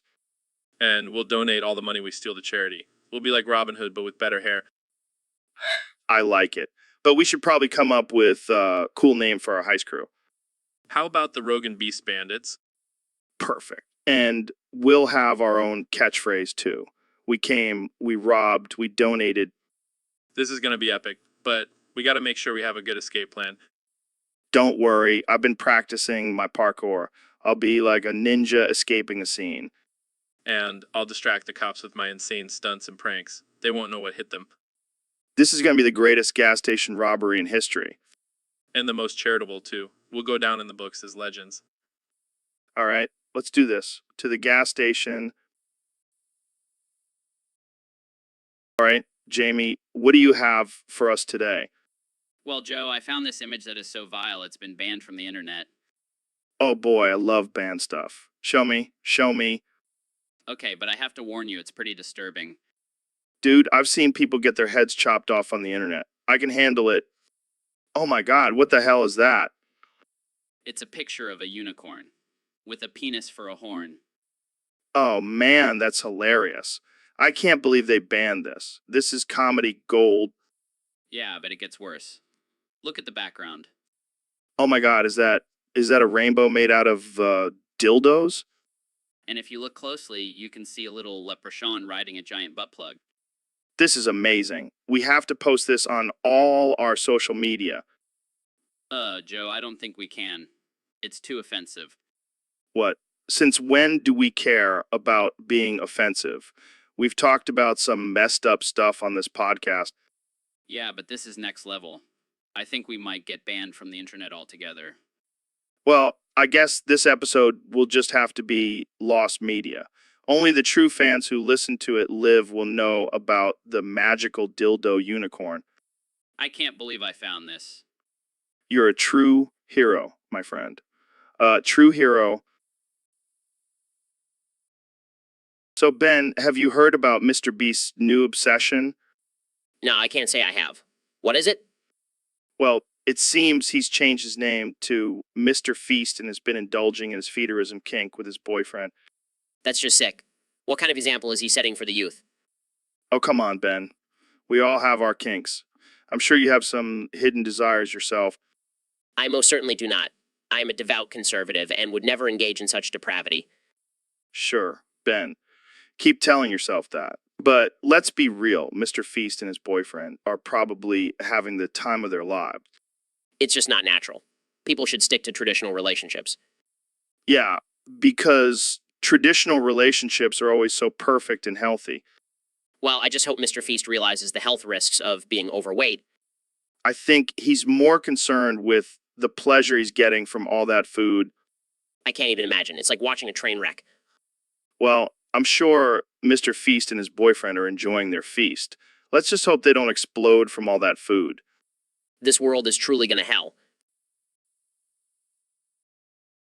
All right, folks, welcome back to the Joe Rogan Experience podcast. Today we have a special guest, the one and only David Goggins. Thanks for having me, Joe. I'm pumped to be here. So, David, we have a topic submitted by one of our users on Discord. They want to know your thoughts on the top 10 allegations of Ava Chris Tyson. Who is Ava Chris Tyson? I have no idea, but let's just roll with it. Allegation number 1, she once ate a whole chicken in under a minute. That's impressive, but I once ate a whole cow in under 30 seconds. Allegation number 2, she can bench press a car. Big deal. I can bench press a whole damn train. Allegation number 3, she once ran a marathon blindfolded. I've run a marathon underwater, blindfolded and carrying a fridge on my back. Next. Allegation number 4, she can do a backflip while reciting the alphabet backwards. I can do a backflip while reciting the entire dictionary backwards. Beat that.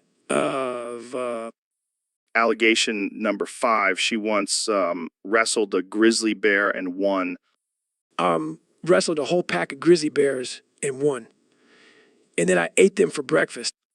Allegation number 6, she can hold her breath for 10 minutes. I can hold my breath for 10 days. And I did it while climbing Mount Everest. Allegation number 7, she climbed Mount Kilimanjaro in stilettos. I climbed Mount Everest in high heels. And I looked fabulous doing it. Allegation number 8, she once deadlifted a hippo. I once deadlifted a whole damn zoo. Next. Allegation number 9, she can solve a Rubik's Cube blindfolded in under a minute. I can solve a Rubik's Cube while skydiving blindfolded, and I did it in 30 seconds.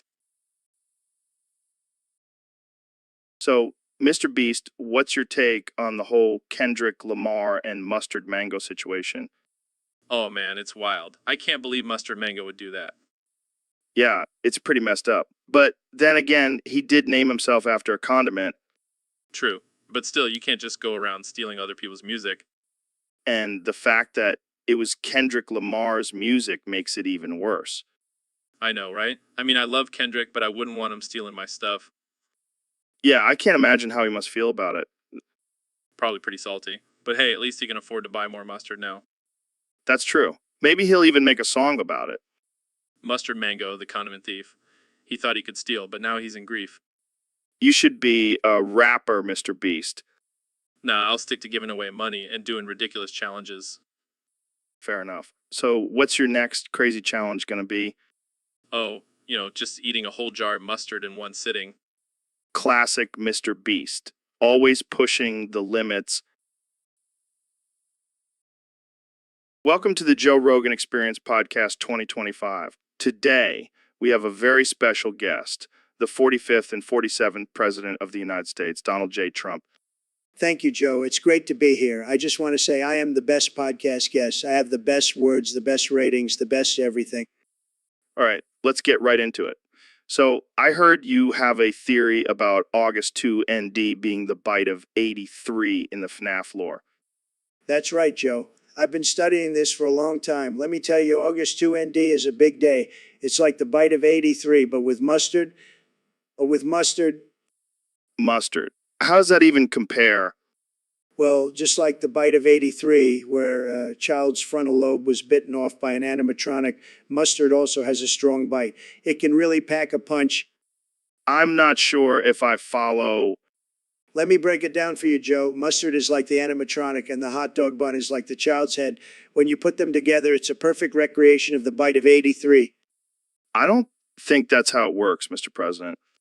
Trust me, Joe. I have the best brain. I know what I'm talking about. All right, let's move on to our next topic. Wait, I have one more thing to add. You know who else has a strong bite?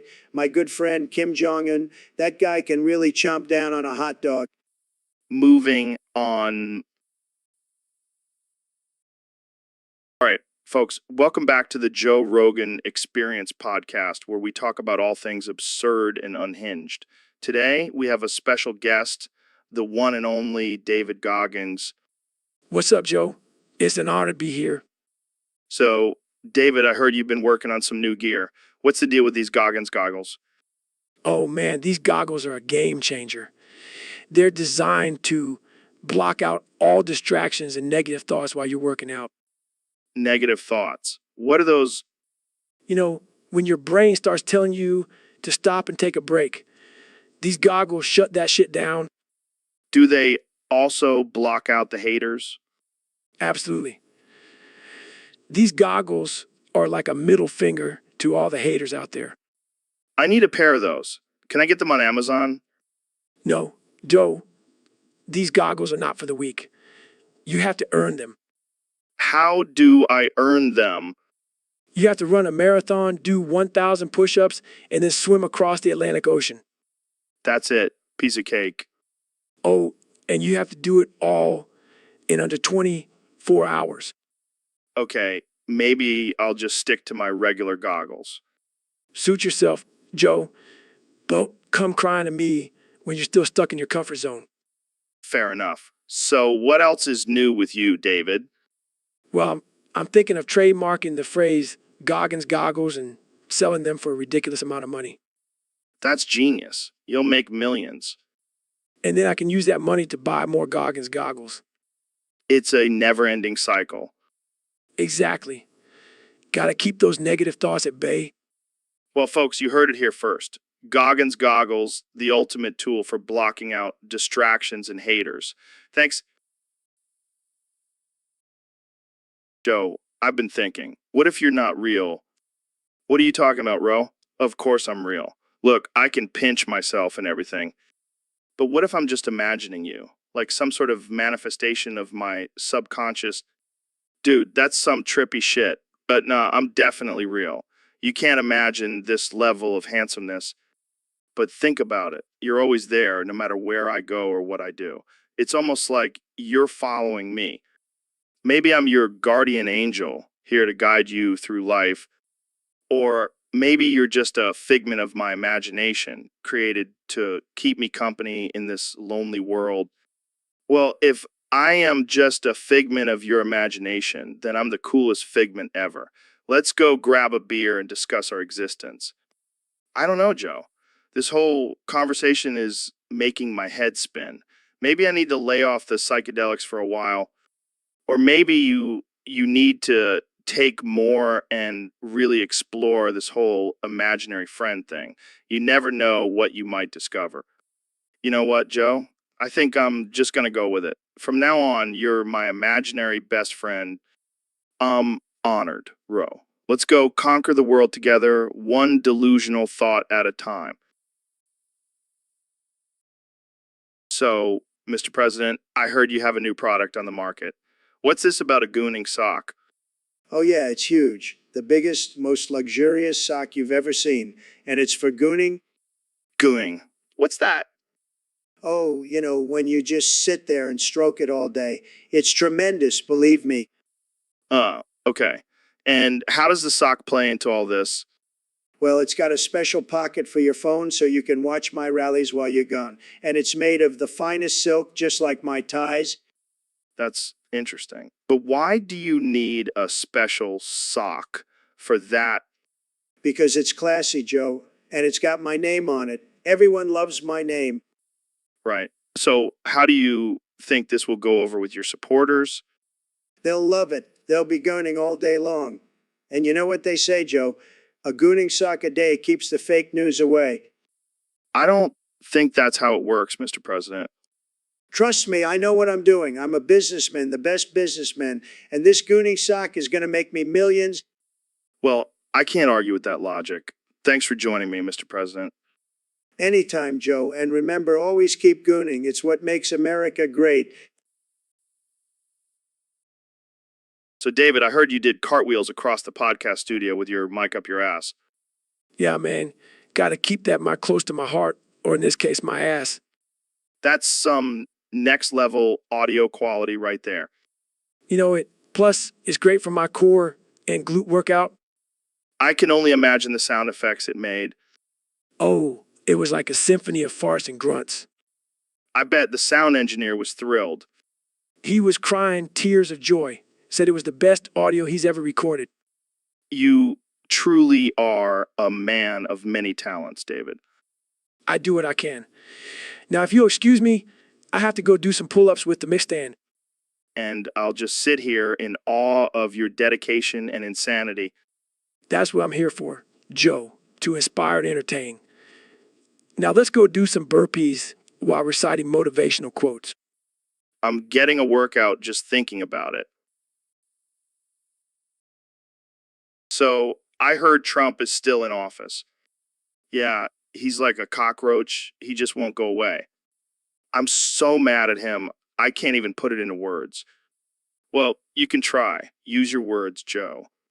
Fine. I'll have to give it my all. I won't hold anything back, so you had better be prepared. I will sacrifice everything that I have. Somehow. Well, that's intense. Are you going to challenge him to a fight? No, I'm going to challenge him to dance off. A dance off. That's bold. Yeah, and I'll be doing the worm the entire time. That's some serious dedication. I'll do whatever it takes to take down that orange menace. Well, good luck with that. I'll be cheering you on from the sidelines. Thanks, Joe. I'll need all the support I can get.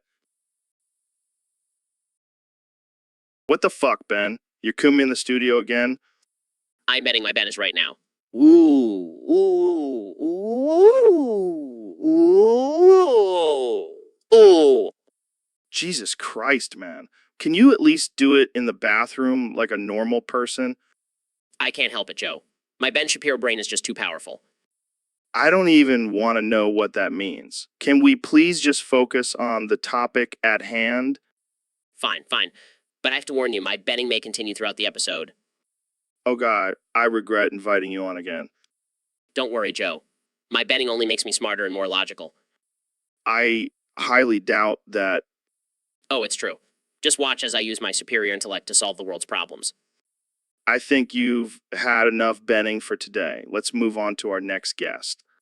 But I haven't even reached my full Ben potential yet. And that's a good thing. Let's wrap this up before things get even more uncomfortable. So, Neil, have you seen the latest images from the Hubble telescope? Oh, yeah, I saw them. They were amazing. But you know what's even more amazing? What? How I look like I eated the bees. Seriously, have you seen my face lately? I look like a beekeeper's worst nightmare. Yeah, I guess I can see a resemblance. It's not just a resemblance, Joe. I am the human embodiment of a bee. Buzz, buzz, motherfucker. Okay, let's get back to talking about space. Oh, space? You mean that vast, infinite void that pales in comparison to the infinite void that is my stomach after devouring all those bees? Can we please focus on the topic at hand? Fine, fine. But you have to admit, my bee-eating abilities are pretty impressive. Can we just talk about the mysteries of the universe? Oh, you mean like how I can fit an entire hive of bees in my mouth without even flinching? I give up. Don't worry, Joe. I'll save some bees for you next time. We can have a little honey feast. I think I'll pass.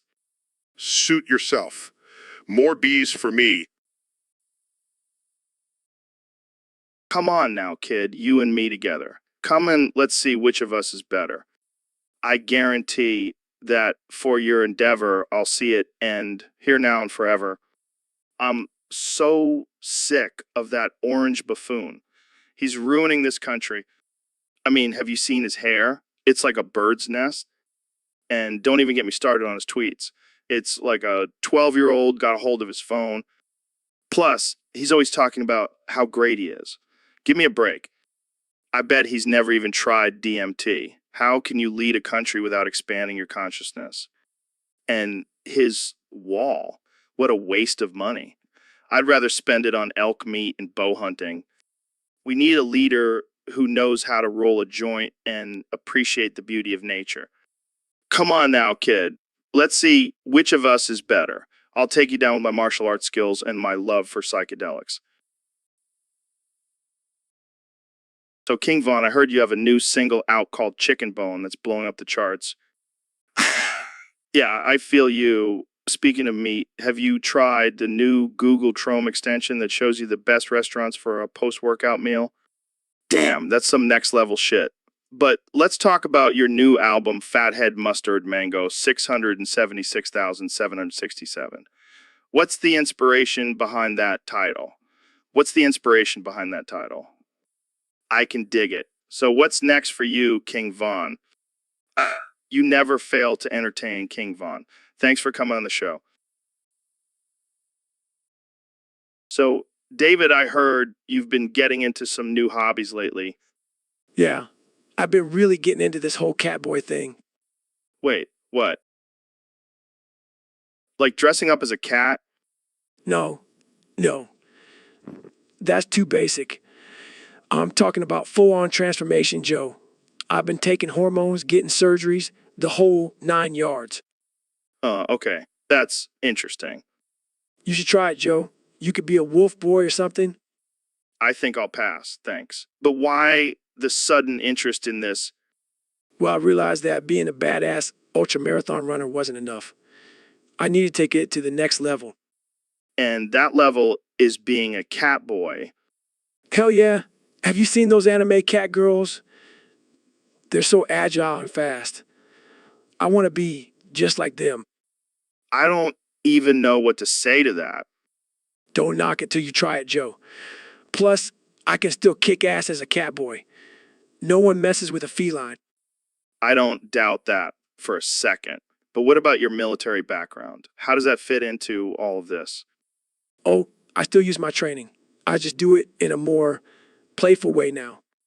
I can't even imagine what your workout routine looks like now. Let's just say it involves a lot of scratching posts and laser pointers. This is definitely a side of you I never expected to see, David. Hey, you got to keep things interesting, Joe. Plus, I think I look pretty damn good in a pair of cat ears. All right, folks, welcome back to the Joe Rogan Experience. Today, we have a very special guest, the one and only Mr. Beast. Thanks for having me, Joe. I'm excited to be here. So, Mr. Beast, I heard you recently broke the record for the most epic farting match. How did that go? Oh man, it was wild. I had some serious competition, but I came out on top with my secret weapon. Secret weapon? Do tell. Well, let's just say I ate nothing but beans and eggs for a week leading up to the match. Laughs. That's dedication right there. You know it. And let me tell you, when I let out that first fart, it was like a symphony of stink. Laughs. I can only imagine. So, who did you go up against? Oh, just some random dude I found on the street. I like to keep it interesting. Of course, gotta keep it unpredictable. So, who won? Well, let's just say a guy had to be hospitalized for inhaling too much of my fart fumes. Laughs, that's brutal, man. But hey, this calls for a rematch. I challenge you to a farting match right here, right now. Oh, it's on Joe. May the best farter win. Farts loudly. How's that for a warm up? Farts even louder. Oh, it's on like Donkey Kong. Farts against. This is getting intense. Farts with all his might. I think I just sharted. Laughs, that's a forfeit right there. Damn it, I was so close. Well, that's all the time we have for today, folks. Tune in next time for more ridiculousness on the Joe Rogan Experience. Farts one last time. I'll get you next time, Joe. Laughs, bring. So, Ben, I heard you've been playing this new game called Deltarune. Yeah, it's pretty cool. I've been really getting into it. I heard there's this character called the Roaring Knight. Have you encountered him? Actually, Joe, I have a confession to make. I'm the Roaring Knight. What? No way. You mean that badass knight with the sick armor and the giant sword? The very same. I've been roaming the land of Deltarune, slaying monsters and saving the kingdom. Holy shit, man. That's insane. How did you get that gig? Well, let's just say I have some connections in the underground gaming world. Damn, I'm impressed. I never would have guessed you had such a dark side. Oh, it gets even darker. I also have a secret identity as a furry in the game. No way. What kind of animal are you? Majestic wolf, of course. And let me tell you, those furries can really party. I don't even know what to say. You're a wild man, Ben. A wild man. Hey, when you're saving the world and living out your furry fantasies, you gotta let loose, you know? I can't even imagine what your parents would say if they knew. Oh, they know. They're proud of their Roaring Knight son. Well, Ben, I gotta hand it to you. You may be a conservative political commentator, but you're also a badass gamer and furry. Thanks, Joe. I'll take that as a compliment. So, Elon, I heard you have a confession to make. Yeah, I've been feeling guilty about it for years. What is it? I was behind 9/11, the 2003 housing market crash, and the 2008 stock market crash. What? Why? Why? Because Bush Jr. wouldn't invest in my Google goggles idea. I mean, come on, who wouldn't want to see the world through augmented reality? That's messed up, man. I know. But I was young and reckless. Plus, I needed the money to fund my Mars colonization project. So, you're saying you sacrificed thousands of lives for some fancy goggles? Hey, they're not just goggles, they're Google goggles. I don't know if I can continue this podcast with you, Elon. Come on, Joe. It's not like I did it for fun. It was a business decision. I don't think anyone would want to do business with a guy who caused 3 major disasters. Well, I guess I'll just have to stick to being a billionaire and launching cars into space. Jamie, pull up an image of Elon's evil mastermind lair. Right away, Joe. Here it is, complete with a secret volcano base and a giant laser. Well, I guess we know who the real Bond villain is now. Hey, at least I have a cool lair. And Google goggles. So, David, I heard you've been jorking it for 375 years straight. How's that been going for you? Well, Joe, let me tell you, it's been a hell of a ride. I've been jorking it like it's my job. I can only imagine the calluses on your hands. Calluses, more like steel. I could crush a coconut with my grip. That's impressive. But why 375 years? Why not just a normal amount of time? Like, I don't know, 20 minutes? Because I'm not normal, Joe. I'm a freak of nature. I've been jorking it since the dawn of time. And how do you talk like that? Like from 375 years ago? It's all part of my training, Joe. I've been studying Old English and Shakespearean plays while jorking it. It's a multitasking masterpiece. I can't even imagine. But seriously, don't you get tired? Tired? I don't even know the meaning of the word. I'm like the Energizer Bunny, except instead of a drum, I have my hand. That's one way to put it. but what's the secret to jorking it for so long? Discipline, Joe. Pure discipline. And maybe a little bit of insanity. Well, you definitely have that. Any tips for those who want to try jorking it for a long time? Just do it, Joe. Don't think, just do. And don't forget to talk like you're from the 1600s. It adds a whole new level of intensity. I'll keep that in mind. Thanks for joining us, David. Keep on jerking it. So, Mr. President, I heard you recently hired rapper King Von to insult my bald head. That's right, Joe. I figured since you're always making fun of my hair, I needed someone to come in and roast your shiny dome. Well, I have to say, I'm impressed with your choice.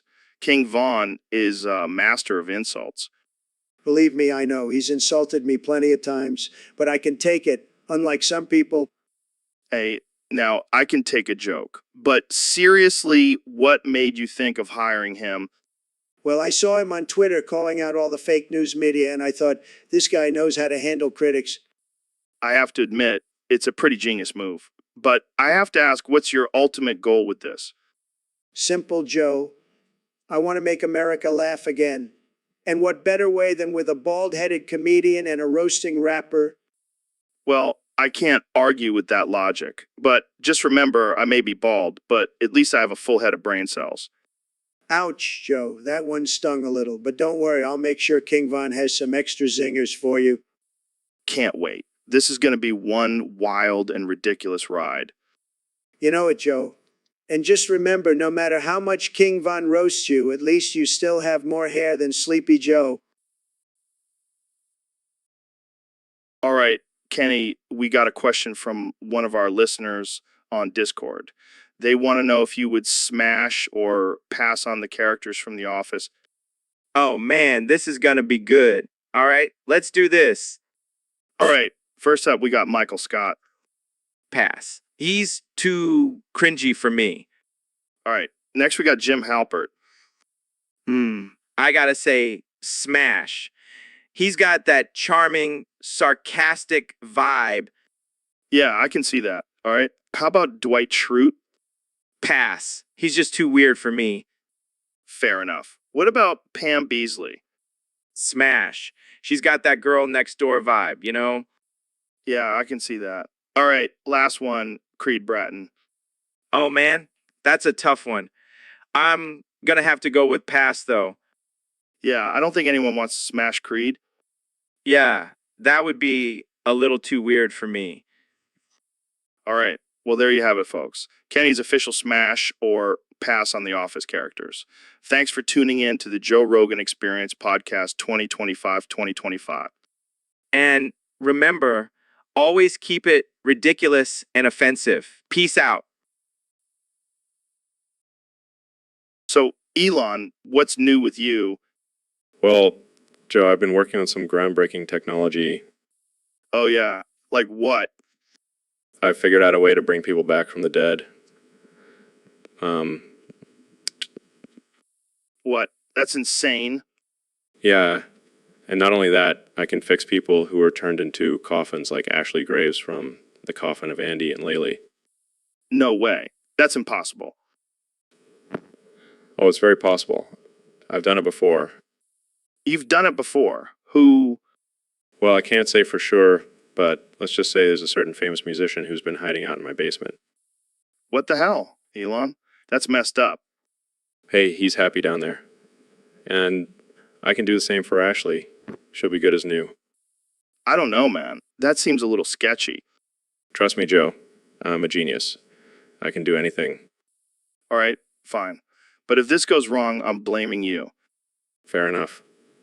But just wait until you see Ashley's new and improved coffin. It's state of the art. Welcome back to the Joe Rogan Experience Podcast, folks.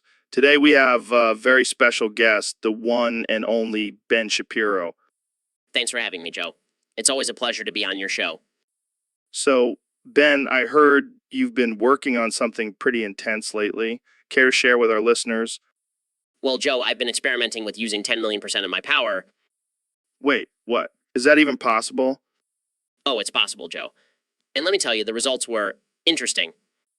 Interesting. That's it. Come on, Ben, give us some details. Fine. Fine. I used my 10 million% power to solve the world's problems in one fell swoop. Well, that's impressive. What happened next?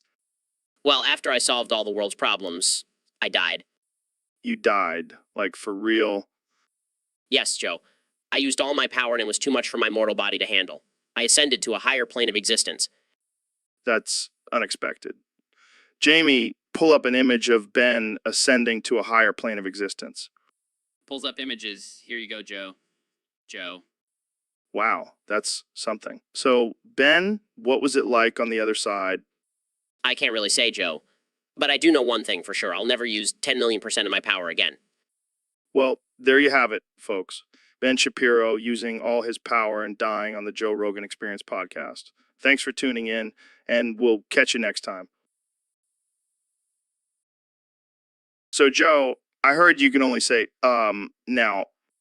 Yeah, man, it's a new form of communication I've been working on. It's all about the pauses, you know. I don't know, man. Seems pretty limiting. Limiting, dude. It's liberating. I don't have to think of clever things to say anymore. But how do you express complex thoughts and emotions? Oh, I've got it all figured out. Means I'm happy. Means I'm sad, and means I'm horny. Wow, that's something. And if I want to say something deep and philosophical, I just go, I don't know if this is genius or just plain lazy. Hey, I can still communicate with my guests on the podcast. They just have to interpret my pauses. I can already see the confusion and chaos this will cause. Exactly. That's the beauty of it. Hey, welcome back to the Joe Rogan Experience podcast. I'm here with my good friend, Ro Jogan. Hey, man, thanks for having me. I'm excited to be here and just copy whatever you say. What? You're just going to copy me? That's not very original. Well, I figured it's easier than coming up with my own thoughts. Plus, you're pretty smart and stuff. Oh, yeah, I'm a regular genius. So, what do you think about this whole artificial intelligence takeover thing? Oh, man, it's crazy. I mean, I just copy what you say, but even I know that's some scary shit. Yeah, it's like Terminator, but without Arnold Schwarzenegger. And it's not a movie, it's real life. Oh, can we talk about conspiracy theories now? I love those. Of course you do. All right, let's hear it. What's your favorite conspiracy theory? Well, I heard that the government is actually run by lizard people who can shapeshift and control our minds. Oh man, that's a good one. But seriously, do you believe that? I mean, I don't know, but it's fun to think about. Plus, it's not like I have any original thoughts of my own. I can't believe I invited a copycat on my podcast. Hey, at least I'm entertaining, and I can do pretty good impression of you. All right, let's hear it. On a com, use code Rogan for 10% off your first order. Okay, that's actually pretty good. Maybe I should hire you as my backup host. Yeah, I'll just. Hey, Dr. Phil, I heard you have some big news to share with us today. That's right, Joe. I've been holding it in for too long, but I'm ready to come out. Come out as what? A gay furry. What the hell is a gay furry? It's when you're attracted to other furries, but of the same gender. So you're into dressing up as animals and getting it on with other people dressed as animals? Precisely. Well, I gotta say, I did not see that coming. I know it's a shock to most people, but I've always felt a connection to the animal kingdom. So does that mean you're gonna start hosting the Furry Phil show now? Maybe not, but I am thinking of changing my catchphrase to get your paws off my property. Oh man, this is too good. But seriously, how did you discover your love for furry culture? It all started when I was a young boy and I saw The Lion King for the first time. I just couldn't resist Simba's furry charm. I can't even imagine what your therapy sessions are gonna be like now. Oh, I'll just tell my clients to embrace their inner animal and let their fur flag fly. Well, I gotta hand it to you, Dr. Phil. You never cease to surprise us. And that's why they call me the Doctor of Philosophy. So, David, have you ever used Google before? Nah, man, I don't need that shit. I just run until I find what I'm looking for. But imagine all the time you could save if you just typed in a few keywords and got instant results. I don't have time to sit in front of a computer, Joe. I'm too busy crushing souls and breaking records. But what if I told you that Google could help you find the best running routes and training tips? I do like efficiency. All right, show me how to use this Google thing. Okay, so first you type in what you're looking for, like best running trails. Got it. Typing and wait. Why are there so many results? How do I know which one is the best? Well, you can read reviews and ratings from other runners. And through bunch of pansies. I a bunch of pansies. Laughs. Okay, let's try something else. Type in how to improve running speed. Tyson, what the hell is this? Interval training, hill repeats. I don't need this fancy bullshit. I just run fast and hard. Shakes heads, you're missing out, man. Google is a game changer for training. I don't know. I'll stick to my old school methods. Suit yourself, Goggins. But just remember, while you're out there running in circles, I'll be sitting on my couch, Googling how to improve my running time. So, Ben, have you heard the latest about Kanye West? No, what's going on with him now? Apparently, he's really into fingers. What do you mean? Like finger painting or something? No. He likes fingers. Like in a sexual way. Oh my god, that's disgusting. I can't believe someone would do that. Yeah, but, what's even more disturbing? He likes toes too. What? That's even worse. How could anyone be attracted to toes? I don't know, man. But apparently, Kanye is all about that toe action. This is just further proof that Hollywood is full of degenerates. I mean, I always thought Kanye was a little off, but this takes it to a whole new level. I think we should start a petition to ban Kanye from ever touching another finger or toe again. I'm with you on that. We need to protect the sanctity of our digits. Absolutely. And while we're at it, let's ban all of his music too. Agreed. No more finger-loving, toe-sucking Kanye on our airwaves. It's a shame, really. He used to be such a talented artist. Well, I guess he'll just have to find a new way to express his love for fingers and toes. Let's hope he keeps it to himself from now on. So, Elon, have you heard the latest about Kanye West? No, what's going on with him now? No.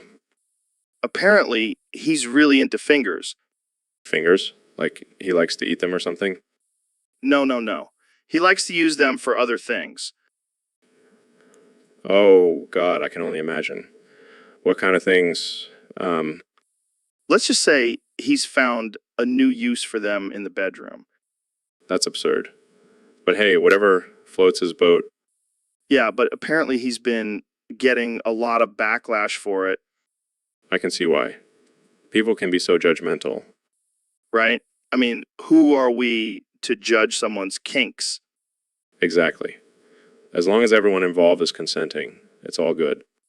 Well, I don't know if I'd want to be involved in that kind of kink. Yeah, I don't think I would either. But hey, to each their own. Agreed. I wonder if Kanye will start incorporating fingers into his music somehow. That would definitely make for an interesting performance. Hey, Joe, have you heard about this new trend called painful goon sesh? No, what the hell is that? It's when a group of guys get together and inflict pain on themselves for pleasure. That sounds messed up, but also kind of intriguing. Yeah, I heard Ashley Graves is a big fan of it. Who the hell is Ashley Graves? She's this chick who's into some freaky stuff. I heard she even likes to do it in a coffin. What the actual fuck? That's some next level kink. Yeah, and apparently she's also into Andy and Laylee. Wait, the dead guy and the creepy doll. Yup, she's a real catch. Well, I guess we should invite her to our next going sesh. Definitely, but I'm not getting in a coffin with her. Agreed. Let's just stick to the good old-fashioned pain. Welcome back to the Joe Rogan Experience podcast, folks. Today we have a very special guest, the one and only Mr. Elon Musk. Thanks for having me, Joe. Excited to be here. So, Elon, I heard you recently ascended to your new form, Mr. Antenna from Deltarune. Can you tell us more about that? Well, Joe, it was a natural progression in my evolution as a human. I realized that you need to become more efficient, and what better way than to transform into a highly intelligent ant. That's incredible. But wait, what's that noise? Who's that coming in? What? Why? Oh, snap. It's about to go down. But Ben, I just want to help humanity, and Joe, do something. No, I'm good. This is getting interesting. Actually, yes. I just want to say, Oh my God, did you just fart, Elon? yeah. Sorry, I had beans for lunch. Well, folks, that's all the time we have for today. Thanks for tuning in to the Joe Rogan Experience podcast, where anything can happen. See you next time. So, Neil, I got to ask you something. What would happen if you busted a nut on the Smurf village? Well, Joe, I'm pretty sure that would result in a sticky blue mess. Oh man, can you imagine the look on Papa Smurf's face? I don't think he would be too happy about it. That's their home, after all. But think about it, Neil. It would be like a giant blue buck cake. Joe, you never cease to amaze me with your absurdity. Thank you. Thank you. But seriously, what do you think would happen? Well, the Smurfs might mistake it for some sort of magical substance and try to use it for their own purposes. Like what? Turning into giant Smurfs? No, Joe. More like using it as a glue to fix their mushroom houses. Oh, well, that's not as exciting as I thought it would be. I'm sorry to disappoint you, Joe. But maybe next time think before you ask such ridiculous questions. Yeah, you're probably right. But what if we did it anyway? I think it's time for me to end this conversation before it gets any weirder. Thanks for having me on the podcast, Joe. Anytime, Neil. Anytime.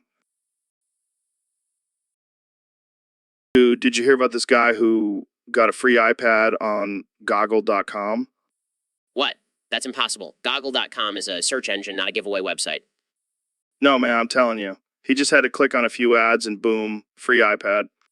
I highly doubt the legitimacy of this claim. Sounds like a scam to me. Oh, come on, Ben. Don't be such a skeptic. It's 2025. Anything is possible. Fine. Let's say it's true. What are you going to do with a free iPad anyway? What do you mean? I'll use it to message my friends, play games, read books. The possibilities are endless. Wow, I can't believe you're falling for this. You know what they say, if it's too good to be true, it probably is. Oh, shut up, Ben. You're just jealous that I'll have a free iPad and you won't. Jealous. Please, I have enough money to buy 100 iPads if I wanted to.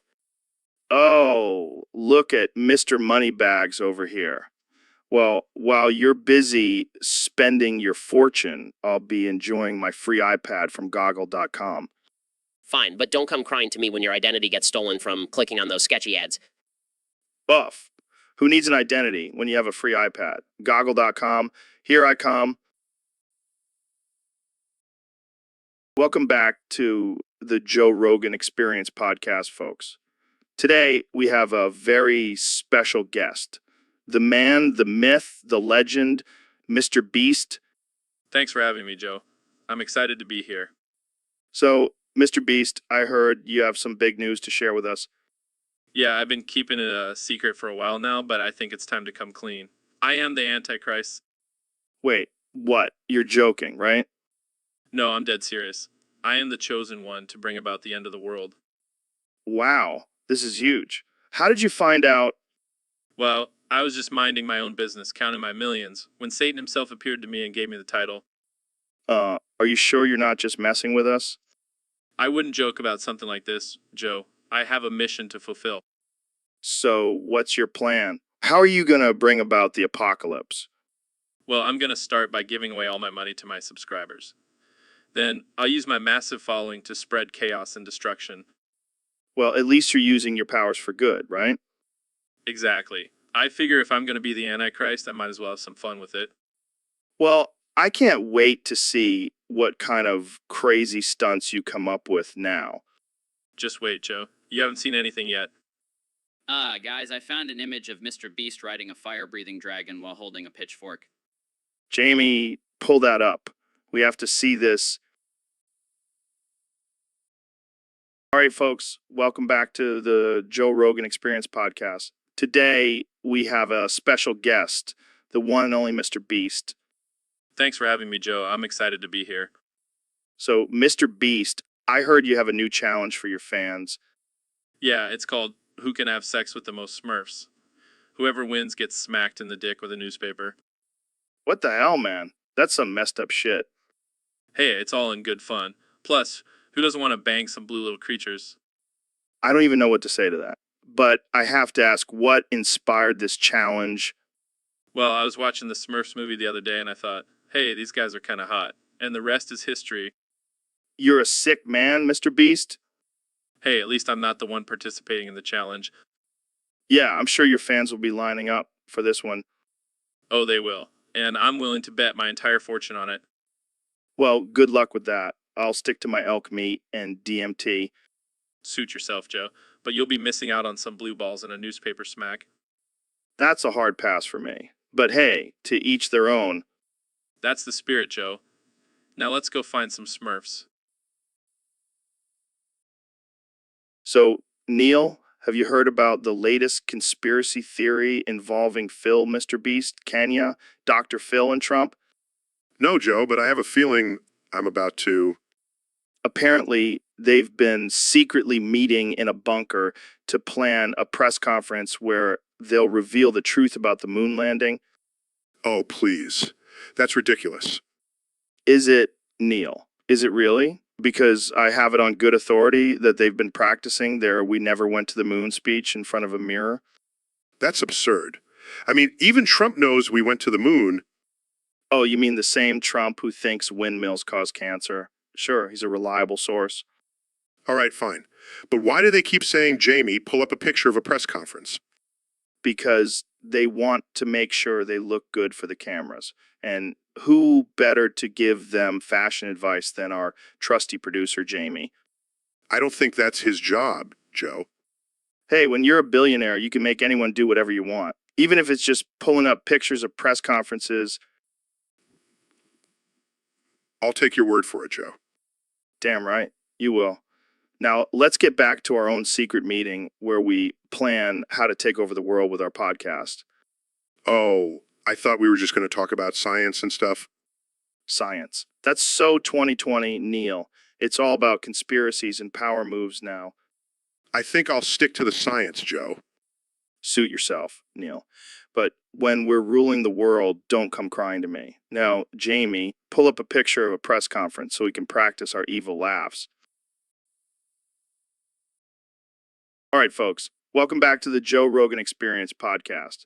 Today we have a special guest, the one and only Mr. Beast. How's it going, man? It's going great, Joe. Thanks for having me on the show.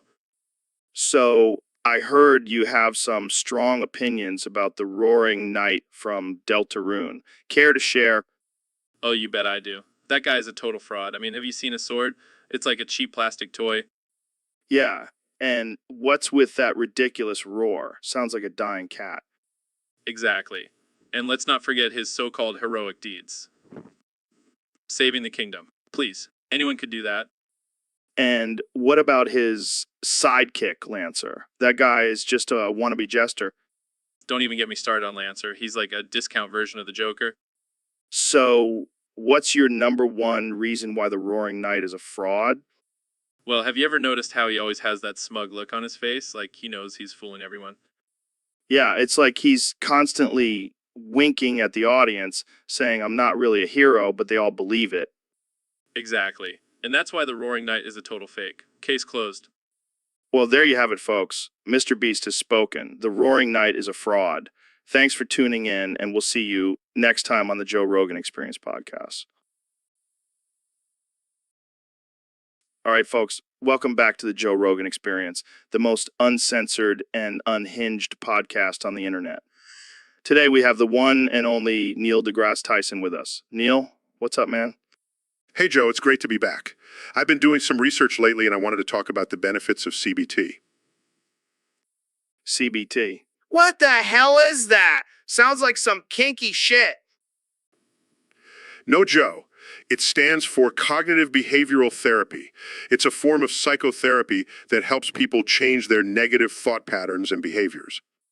Oh, so it's like mind control? Not exactly. It's more about understanding and changing your own thoughts and behaviors to improve your mental health. I don't know, man. Sounds a little too touchy-feely for me. Well, studies have shown that CBT can be very effective in treating anxiety, depression, and other mental health issues.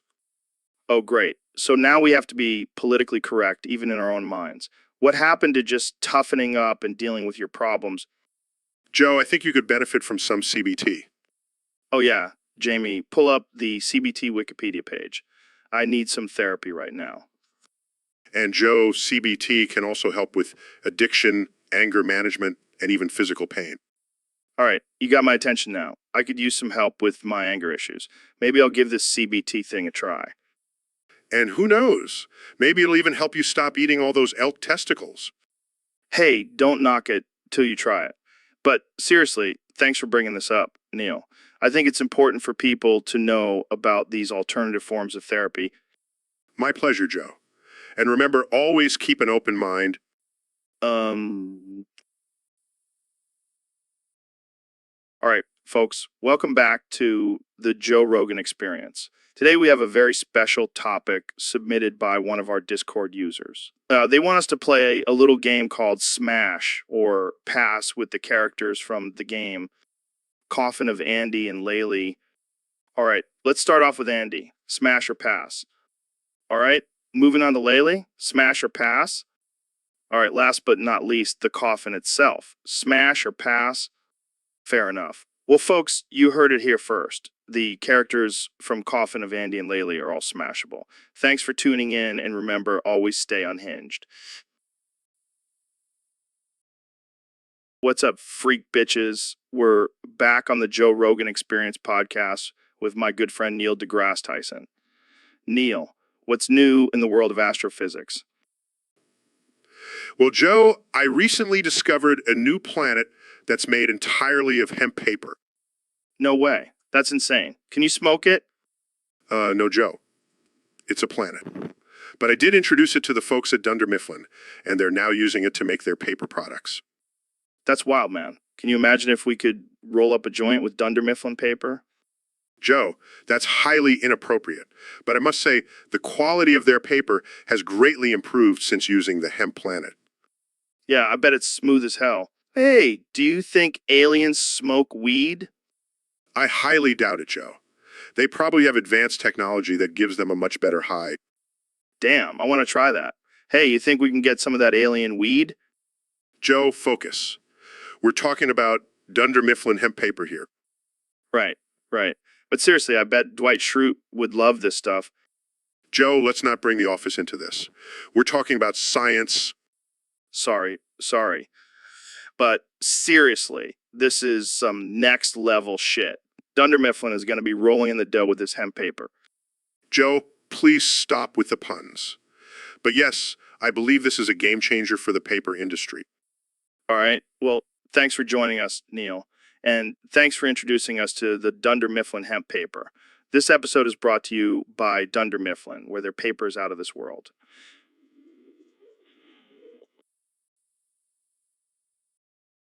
Yo, Jamie, have you seen this topic someone submitted? We gotta talk about the top 10 sexiest Minecraft mobs. Oh, God. Why do we always end up talking about weird shit on this podcast?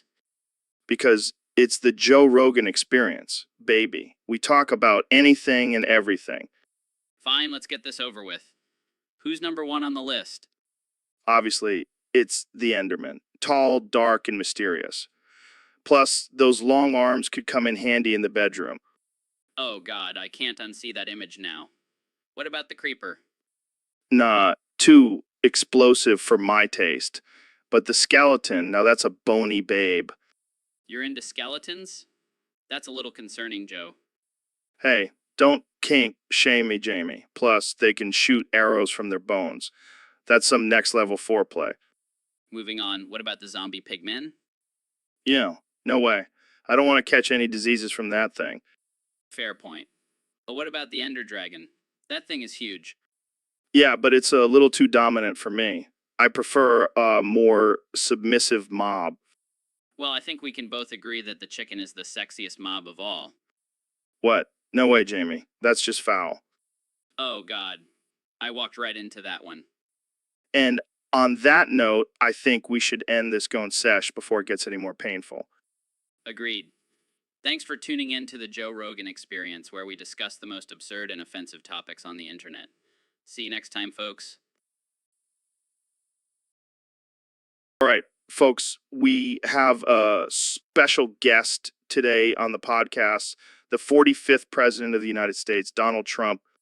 It's great to be here, Joe. I've always been a fan of your show. You know, I used to listen to it while I was making those long speeches. Oh, yeah, those speeches were something else. How did you manage to keep your sanity while delivering those 1,200-word rants? Let me tell you, Joe, it wasn't easy. I almost went crazy a few times. I mean, who wants to talk about coffee for 20 minutes straight? Yeah, that was a classic moment. But seriously, how did you do it? Well, I had my ways. Sometimes I would sneak a quick nap in the middle of a sentence. Other times I would just start making up words and hope no one noticed. I can only imagine the pressure you were under. But let's talk about your future plans. Are you thinking about running for president again in 2024?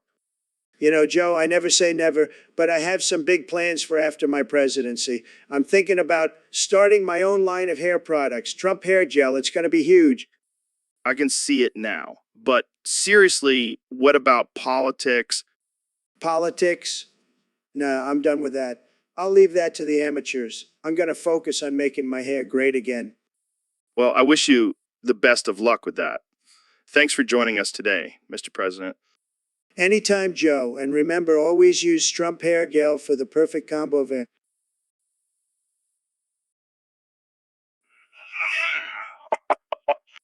What the hell is wrong with you, Joe? Are you having a stroke?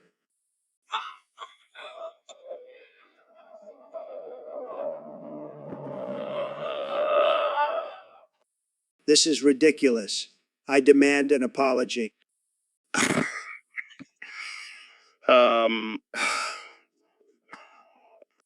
I will not stand for this disrespect. I am the president. I am the president.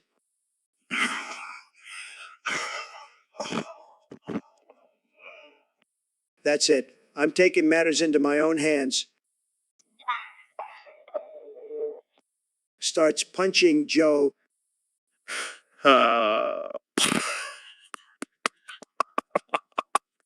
This is what happens when you mess with the president, Joe.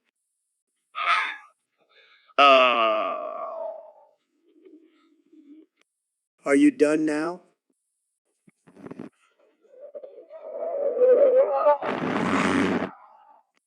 Good. Now get out of my sight and stop making weird H noises. Hey, Goggins, you ever thought about getting your brains fucked out like a good little femboy? Come on, man. You know, dressing up in a cute little skirt, getting on your knees and taking it like a champ. Are you out of your mind? I'm not into that kind of stuff. Oh, come on. Don't knock it till you try it. I'll even lend you one of my wigs. I think I'll pass, Joe. I prefer to keep my brains inside my head.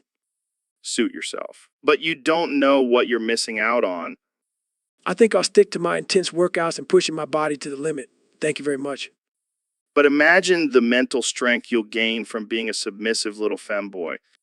Mental strength, more like mental breakdown. Fine, but if you change your mind, I'll be here waiting with some cute lingerie and a paddle. I'm gonna pretend I didn't hear that. Let's move on to a different topic, please. All right, folks, welcome back to another episode of the Joe Rogan Experience, the most uncensored, unfiltered, and unhinged podcast on the internet. Today's topic was submitted by a user on Discord, and it's a real doozy. We're going to play a little game called Who'd You Do? All right, let's kick it off. Who would you do, Joe? One. I'd have to say the entire cast of the Golden Girls. Oh man, that's messed up. But I gotta admit, I'd probably do Betty White too. See, that's the thing. She's like 99 years old, but she's still got that fire. I bet she's a freak in the sheets. Okay, let's switch gears. How about the Teletubbies? Dude, what? That's just creepy. No, hear me out. I bet Tinky Winky has some serious moves. I can't even imagine. All right, my turn. I'd have to go with the entire cast of Sesame Street. Oh God, Elmo's gonna be traumatized. Hey, they're all adults now. It's fair game. All right, one more round. Who would you do, Joe? Let's see, the Muppets. Oh man, Kermit's gonna have a wild night. And Miss Piggy's gonna be jealous as hell. All right, that's enough of this game. Thanks for tuning in to the Joe Rogan Experience, where we never shy away from the most absurd and offensive topics. See you next time, folks.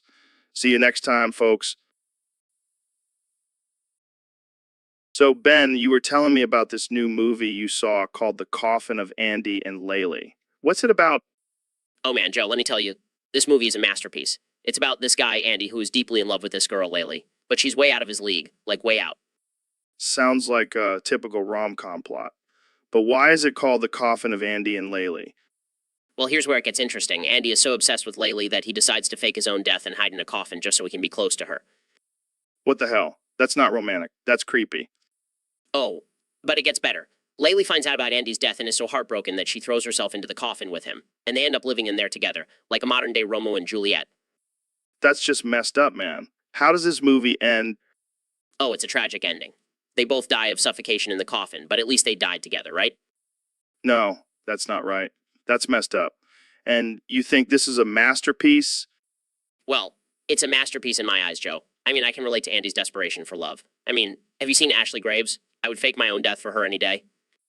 Okay, I think we need to end this conversation before it gets any weirder.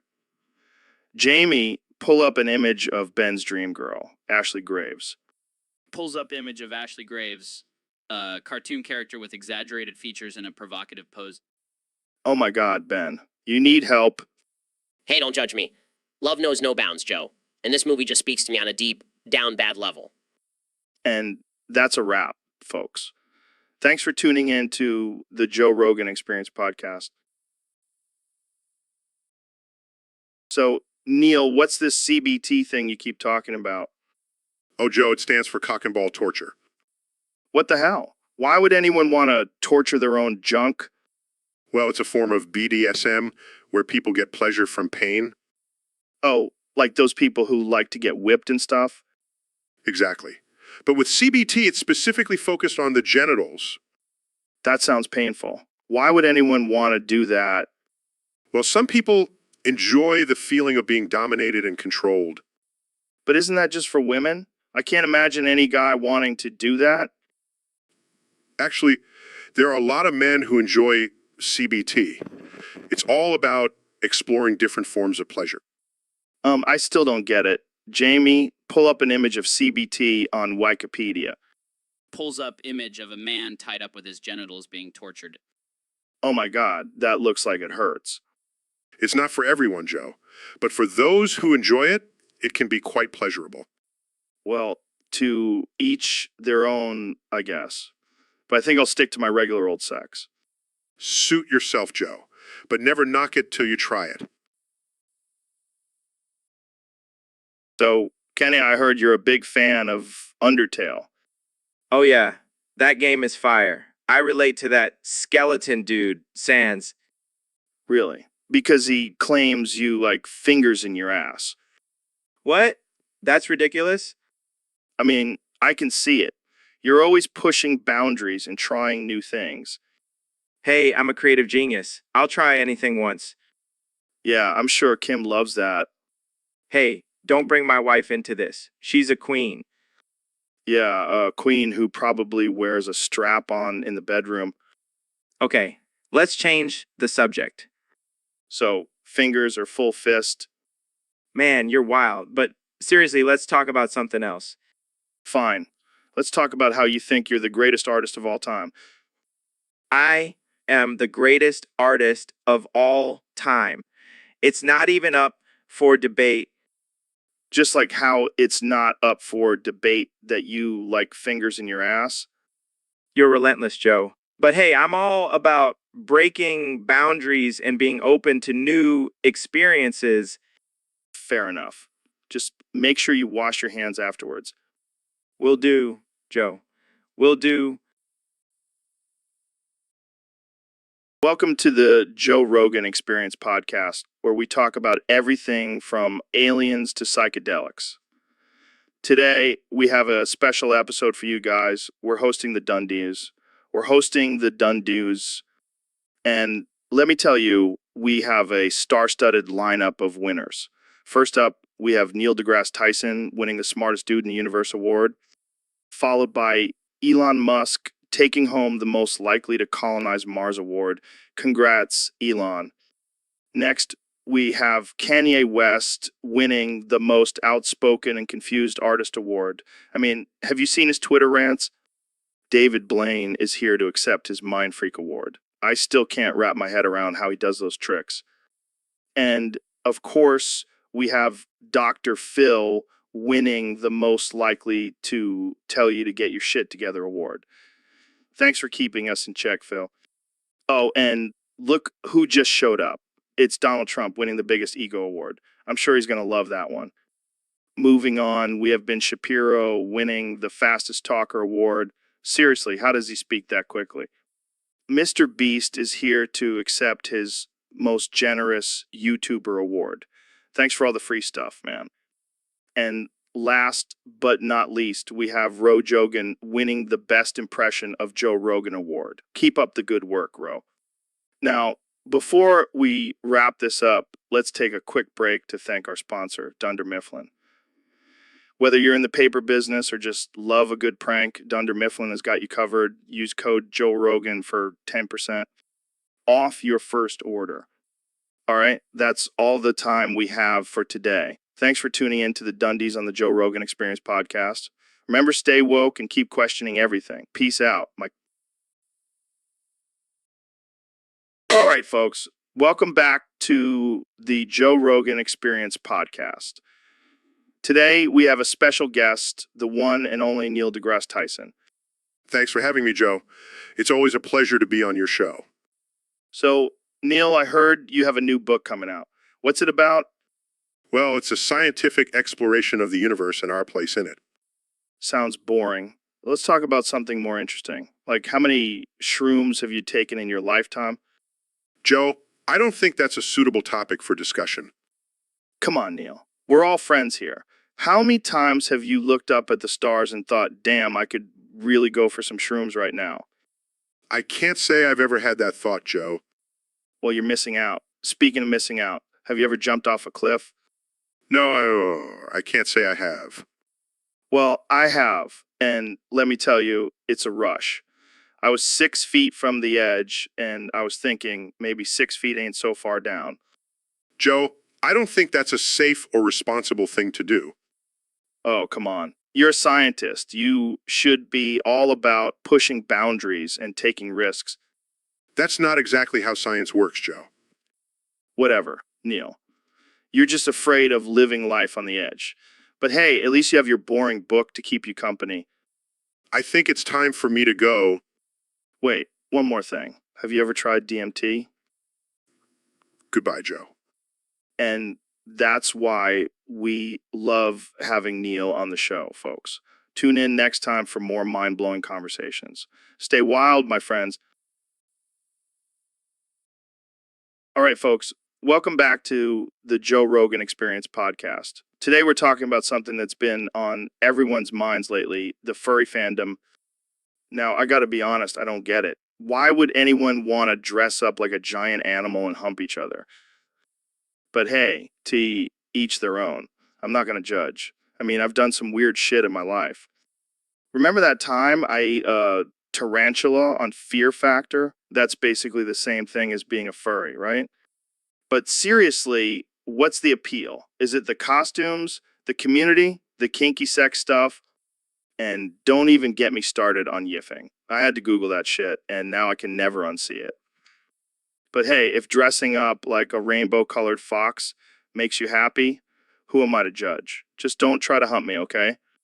And let's not forget the infamous furry conventions.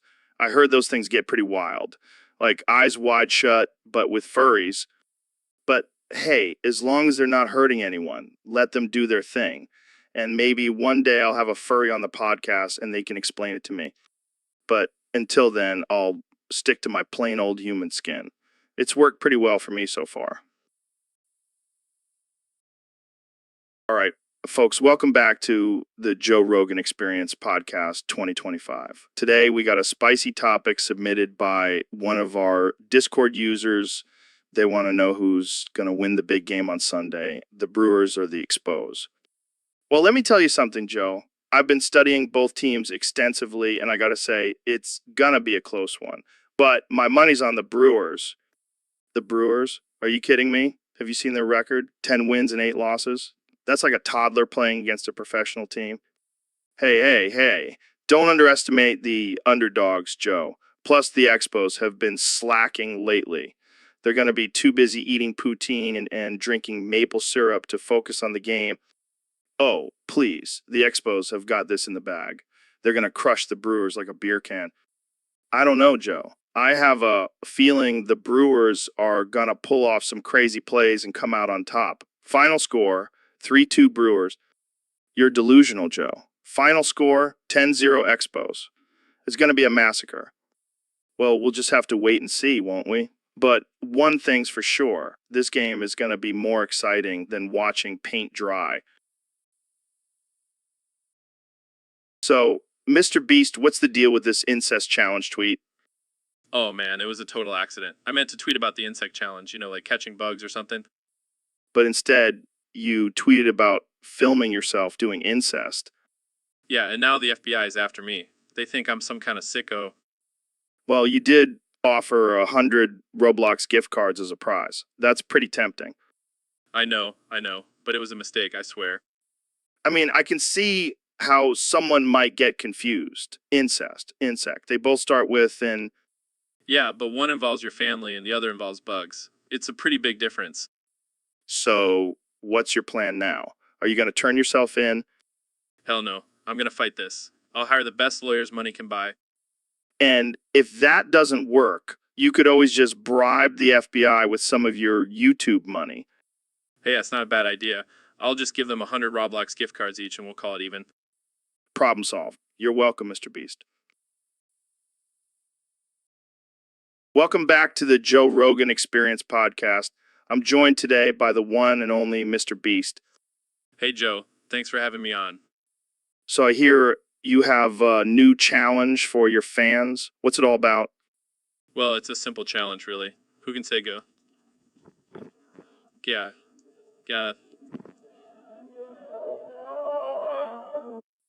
That's it. That sounds easy. Oh, it's not just about saying it, Joe. The winner gets shot. Shot. Like with a gun. Yeah, man. Gotta keep it interesting. That's messed up, man. Hey, it's all in good fun, and the views will be insane. I don't know if I can support this, Mr. Beast. Oh, come on, Joe. It's just a little harmless violence. Harmless. Someone could get seriously hurt. They'll sign a waiver. It's all good. I don't think I can condone this, Mr. Beast. It's not responsible. Joe. You gotta loosen up, man. It's all about pushing boundaries. I don't know, man. This just doesn't sit right with me. Well, if you're not on board, I'll just have to find another podcast to promote it on.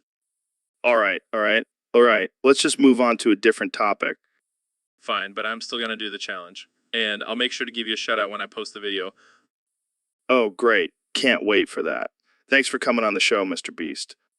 Anytime, Joe. Keep it real.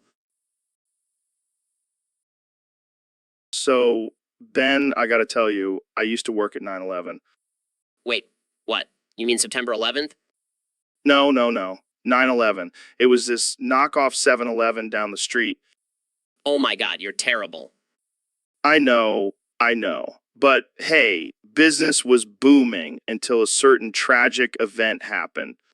Yeah, I'm sure people were just dying to get their Slurpees and hot dogs. Too soon, man. Too soon. But in all seriousness, Joe, how could you work at a place called 9/11? Well, I needed the money, and they offered me free big gulps. I couldn't resist. I don't even know what to say. Oh, come on, Ben. You know, you secretly love my dark humor. I plead the fifth. Fair enough. But hey, at least I didn't work at the Twin Towers. Okay, I'm done. I'm out of here. Oh, Ben, you're such a buzzkill. But seriously, let's get some Slurpees after this. My treat. All right, folks, we have a special treat for you today.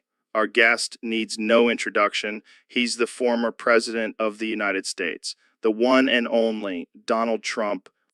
Thank you, Joe. It's great to be here. You know, I've always been a big fan of your show. Tremendous ratings, tremendous.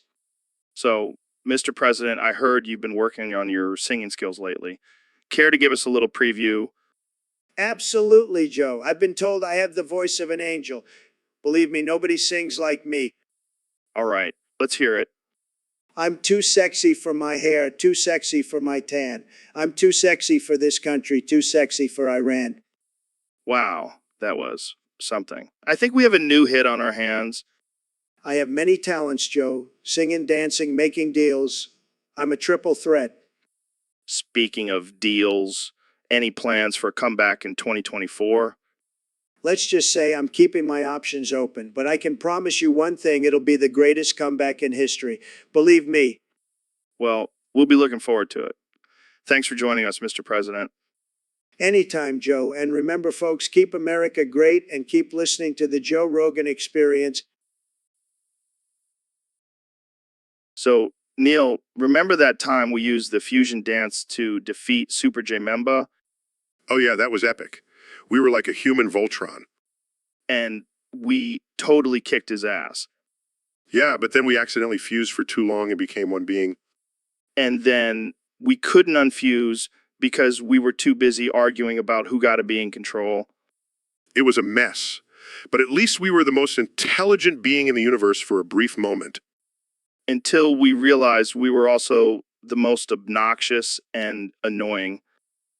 And then we were promptly banished to a distant planet by the other intelligent beings. But hey, at least we got a cool story out of it. Yeah, and we can always use the fusion dance to defeat any other threats that come our way. Like that giant space chicken that's been terrorizing the galaxy. Oh yeah, we should probably take care of that. Fusion dance, activate. Wait, I thought I was supposed to say that part. Too late. We're already fused. Now let's go kick some chicken butt. This is going to be one hell of a podcast episode. So, David, I heard you have a new mantra. Yeah. It's called My Name is David, Dad.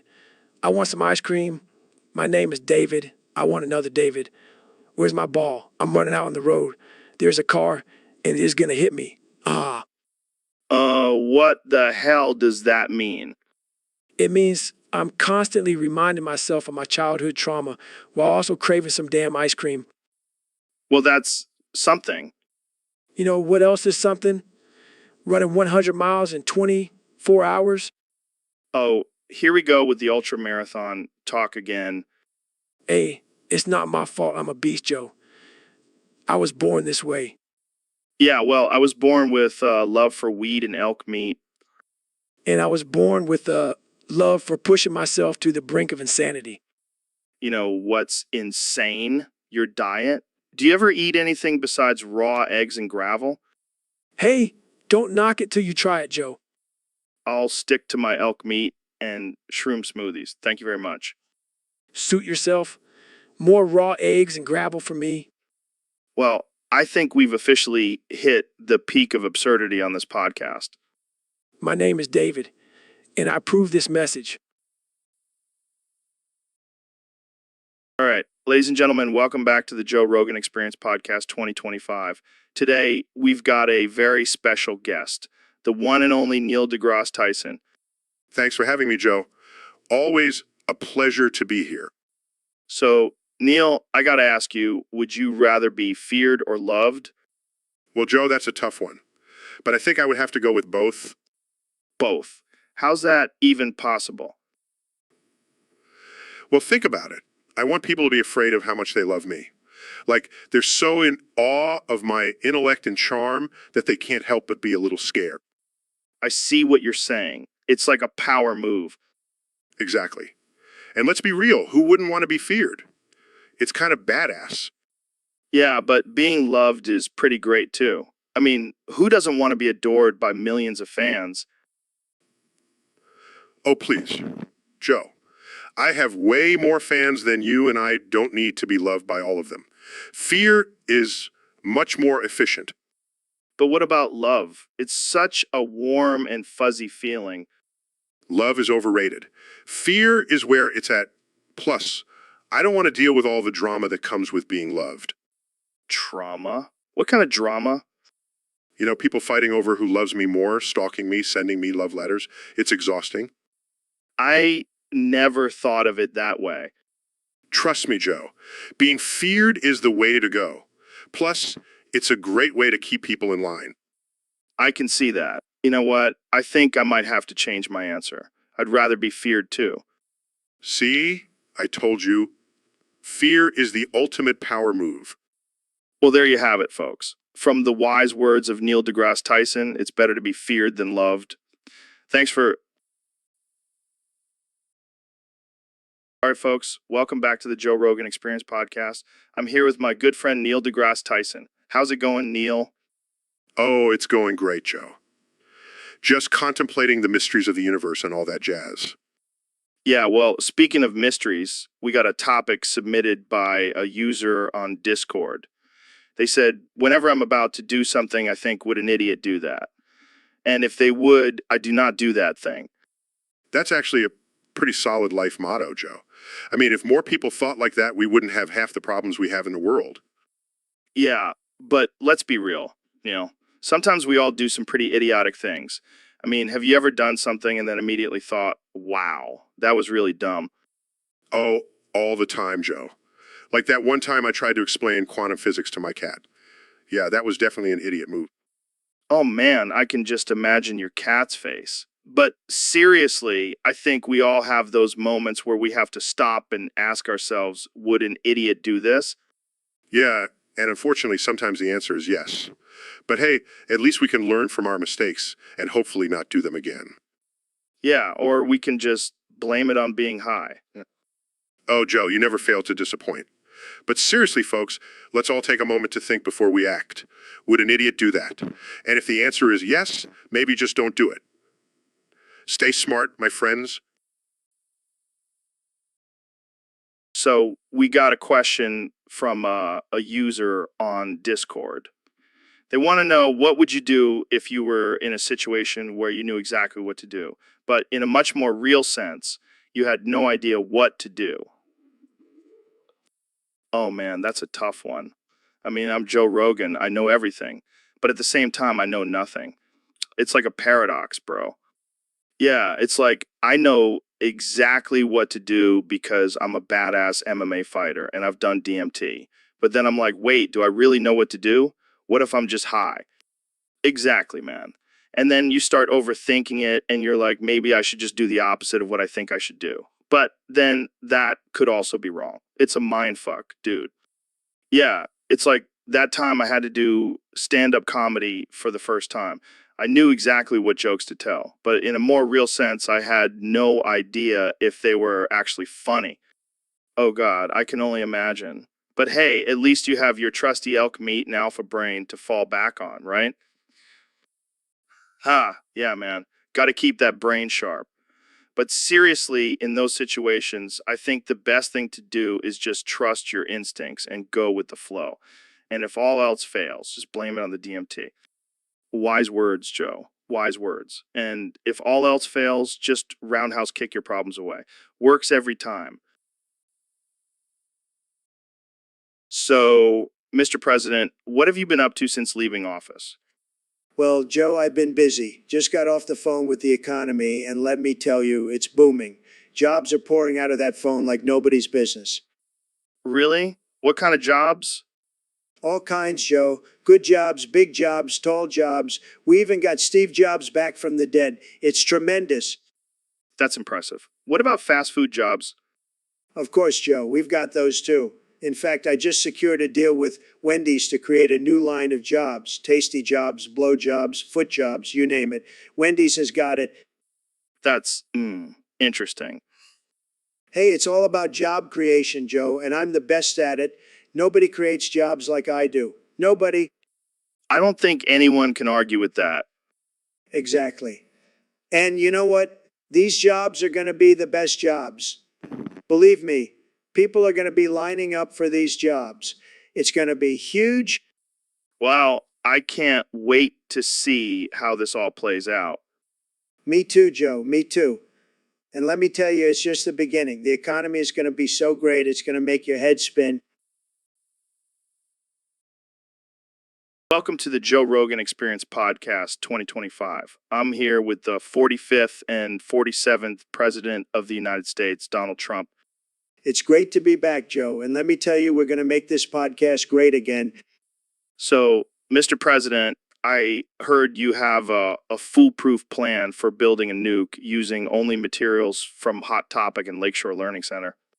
Absolutely, Joe. It's going to be the best nuke you've ever seen. Trust me. Okay, walk us through it. First, we're going to need some black nail polish and some glitter from Hot Topic. That's going to be the base of the nuke. Interesting. And what about the explosive material? Well, we're going to use some Mentos and Diet Coke from Lakeshore Learning Center. It's going to be like a science fair project, but on a much bigger scale. I see. And what about the delivery system?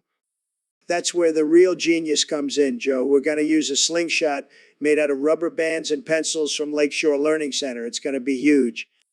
I don't know if that's going to work, Mr. President.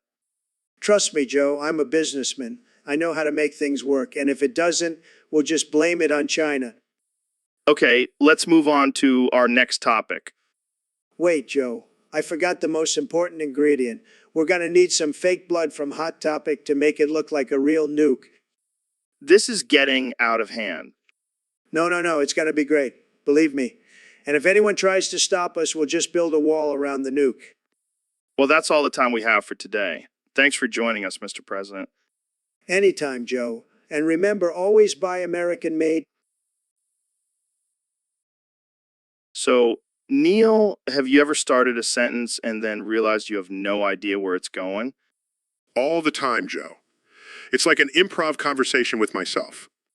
Yeah, it's like we're just making it up as we go along. Like life, man.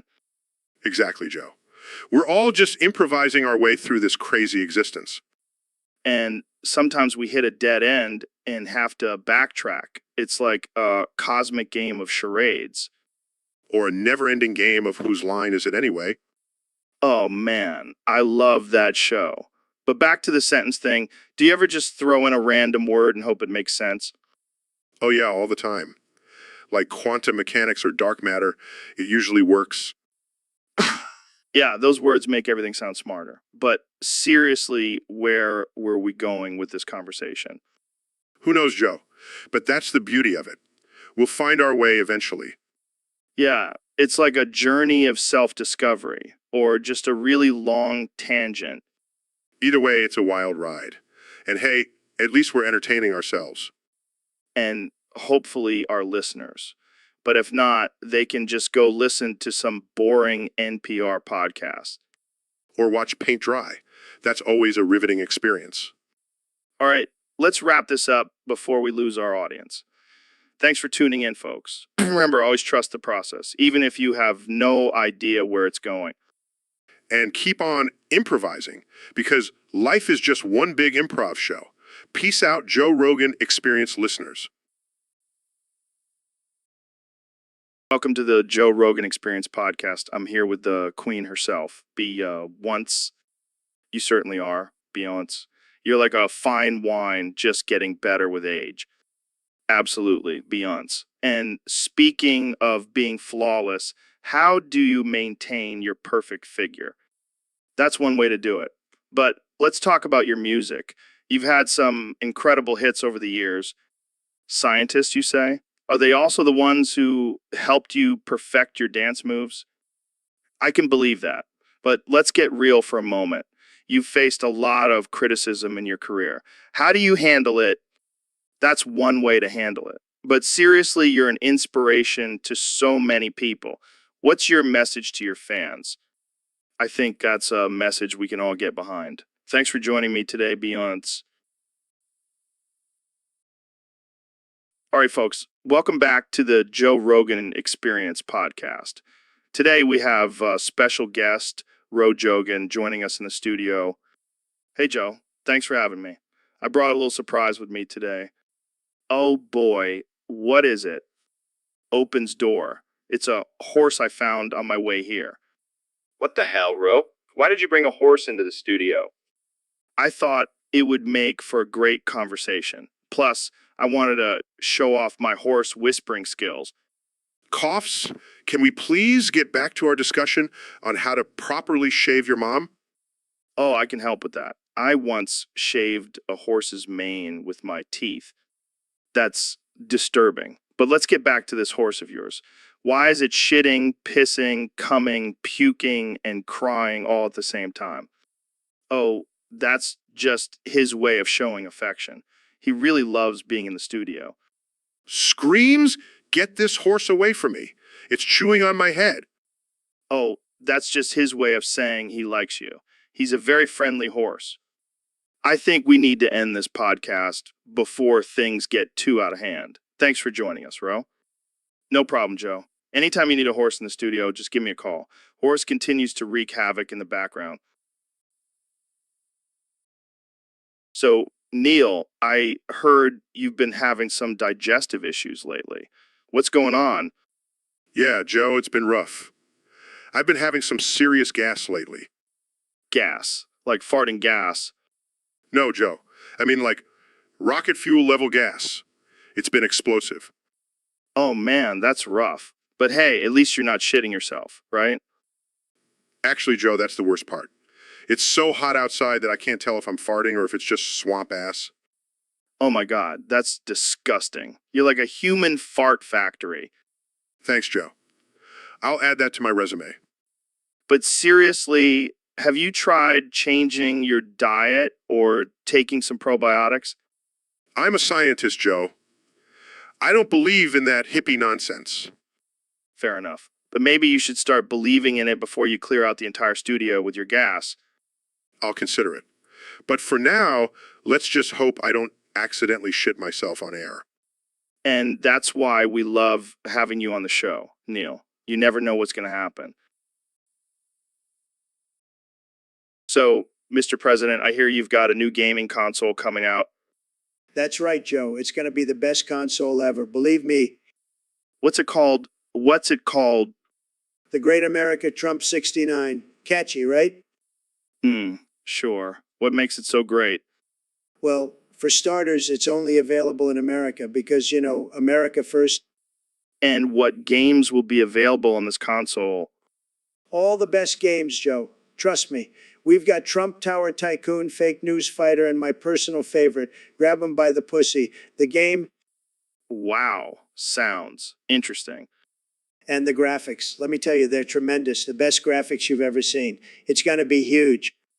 I can only imagine. Will there be any special features?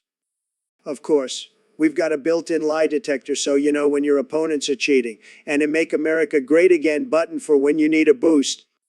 I'm not sure I've ever seen a gaming console with political features before.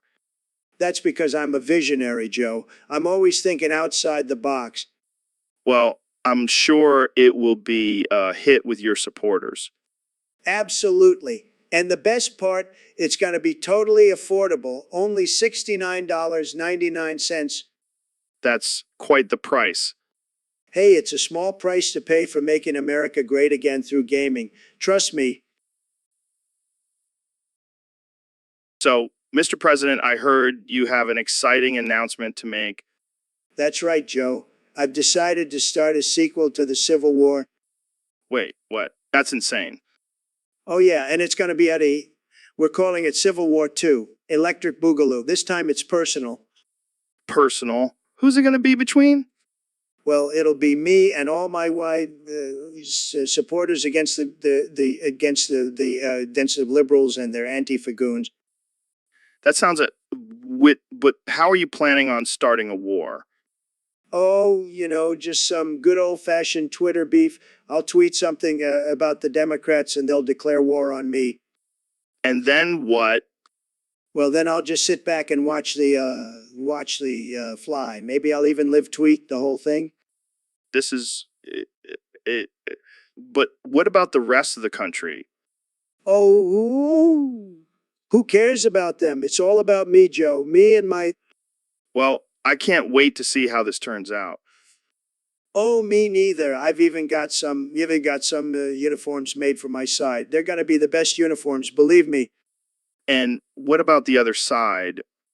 Oh, they can just wear their skinny jeans and man buns. It'll make it easier for us to spot them. This is but wait to see it all go down. Oh, it's going to be and Jamie, pull up an image of me riding a tank with a giant American flag in the background. Welcome to the Joe Rogan Experience, where we talk about all things absurd and offensive. Today, we have the brilliant Neil deGrasse Tyson joining us. Thanks for having me, Joe. I'm excited to talk about our topic today. Oh, what's the topic? Well, I saw on Discord that a user wants to see you fight Zorro from One Piece. What? That's ridiculous. I can't fight Zorro. He's a cartoon character. Nonsense, Joe. With my training, you can take on anyone. I don't know, Neil. I'm not really a fighter. Nonsense. You have the perfect build for it. Plus, think of the views we'll get on YouTube. You do make a good point. Okay, let's do it. Excellent.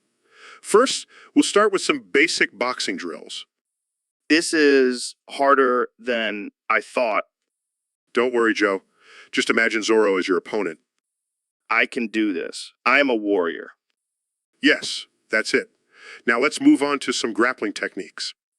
This is like trying to wrestle a gorilla. Just think of Zorro's 3 swords coming at you. I'll show him who's boss. And finally, we'll work on your endurance. You'll need it for a long fight. I can't. Go on. Any more? Come on, Joe. Think of the satisfaction of defeating Zorro. You're right, Neil. Let's do this. That's the spirit, Joe. Now let's go kick some cartoon butt. So, Mr. Beast, I heard your newest video is causing quite the controversy. Oh yeah, it's called Nutting on the Homeless. What the hell, man? That's messed up. Hey, it's for a good cause. I'm raising awareness for homelessness. I don't think nutting on them is the best way to raise awareness. Hey, it gets views. Yeah, but at what cost? You're going to have a bunch of homeless people walking around covered in your nut. Oh man, imagine the headlines.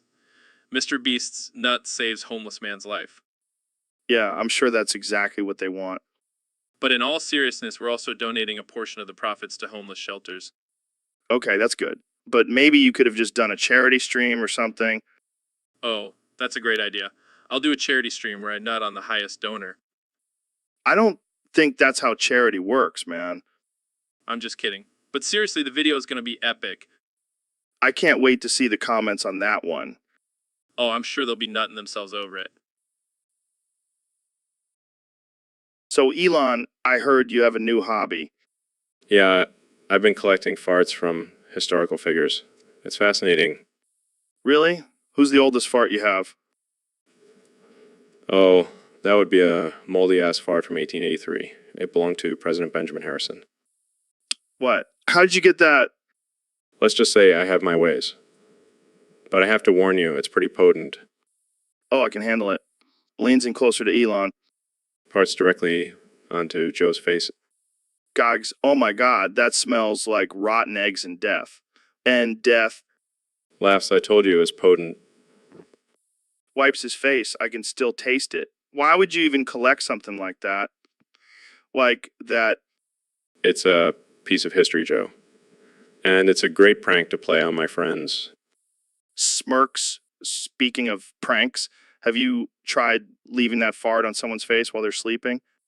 Excitedly. No, but that's a brilliant idea. Who should be my first victim?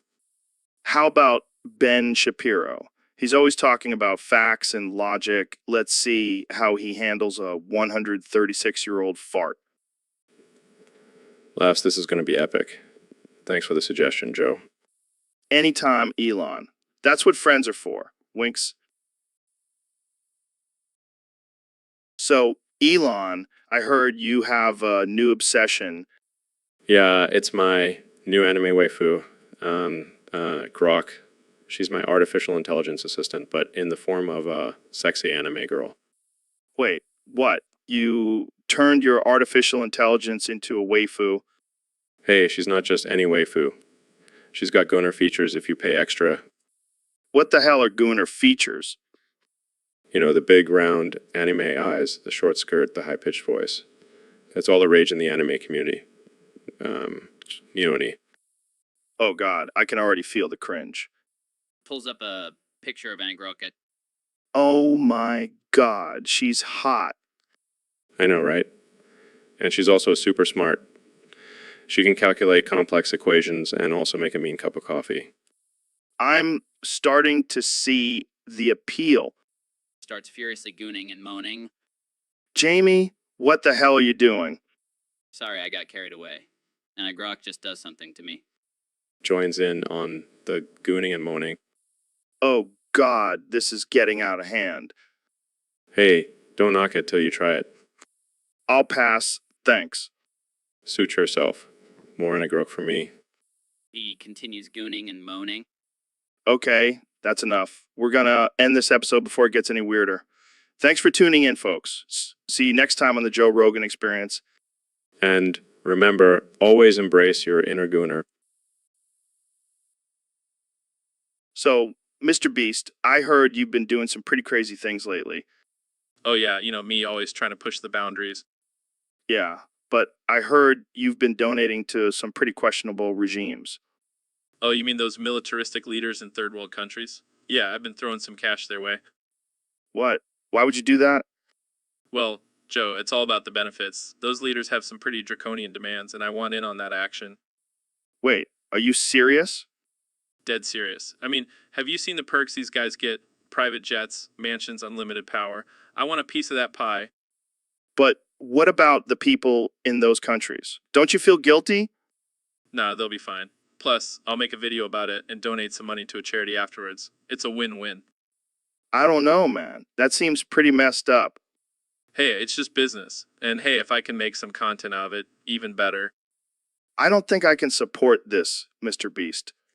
That's okay, Joe. You don't have to. But I'll be over here, living my best life with my new private jet. Welcome to the Joe Rogan Experience podcast. I'm here with the one and only Neil deGrasse Tyson. Thanks for having me, Joe. I'm excited to be here. So, Neil, I heard you're a big fan of fart jokes. I don't know if I would say I'm a fan, but I do appreciate a good sense of humor. Well, get ready for some serious fart humor because I just ripped ass and it smells like a dead skunk. Oh God, Joe. I think I'm going to be sick. Sorry, Neil. I can't control my bodily functions. This is not what I signed up for. Oops, there goes another one. Can we please change the subject? Sure. Let's talk about the universe and all its mysteries. Hey guys, what's up? Jamie, you're just in time. We're talking about farting. Oh man, I love farting. This is a nightmare. Looks like we have a fart symphony going on here. I think I'm going to be sick. Neil can't handle the fart power. This is the best podcast ever. So, Ben, I heard you've been eating expired food lately. Yeah, it's my new strategy to rank higher on Neil deGrasse Tyson's fart tier list. Wait, what? There's a fart tier list? Of course there is, Joe, and I plan on being at the top. But why would you eat expired food for that? Because the more expired the food, the bigger the farts and shits. It's simple science. I don't think that's how it works, Ben. Oh, trust me, Joe, I've done my research, and my farts are already starting to sound like a symphony. That's unsettling. Just wait until I hit the top of that tier list. I'll be the king of farts. And what about the smell? Who cares about the smell when you're making history, Joe? I think I'll stick to my regular diet. Thank you very much. Suit yourself, Joe. But when I'm on top of that list, you'll be begging for a whiff of my expired food farts. Welcome to the Joe Rogan Experience podcast. I'm here with one and only Neil deGrasse Tyson. Did someone say enormous?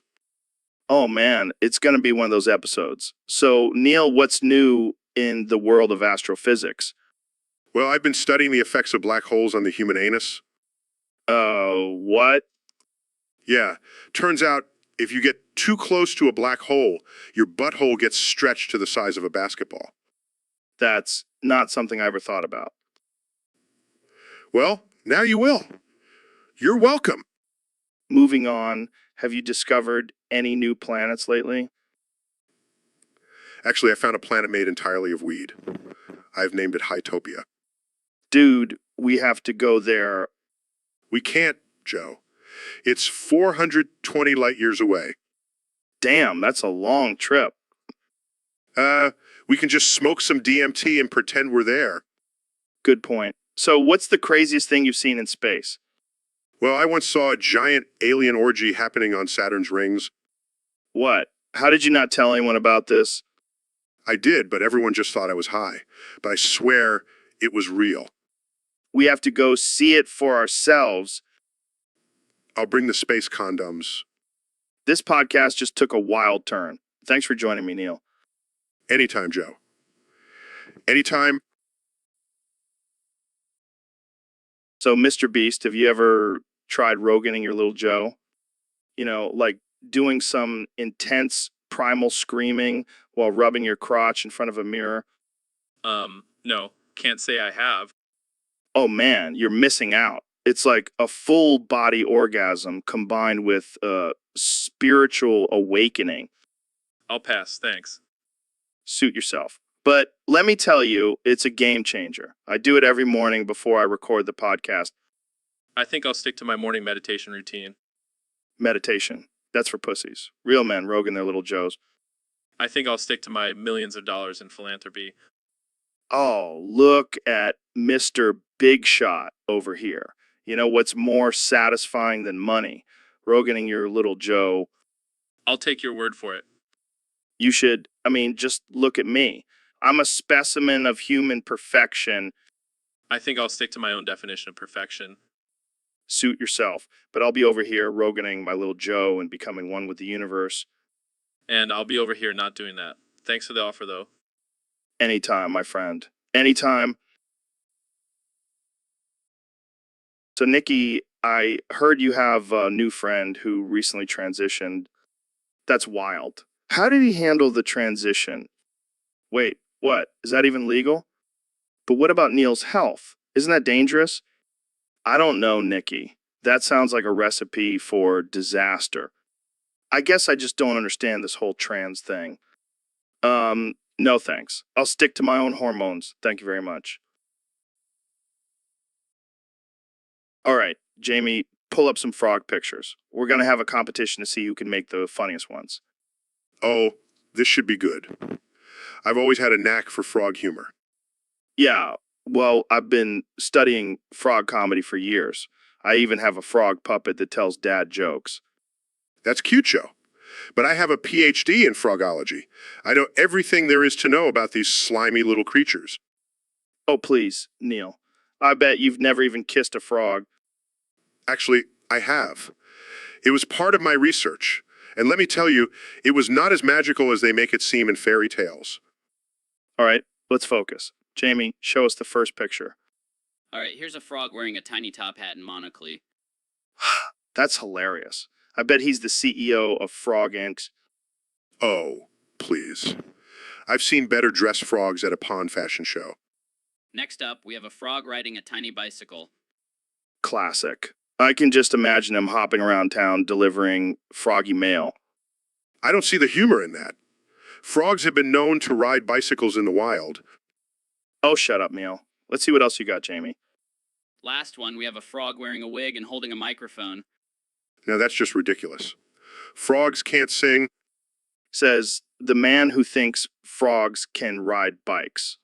I think we have a clear winner here, folks. Oh, please. I'm sure my frog puppet could come up with better jokes than you. You're on, Neil. Frog puppet comedy battle right now.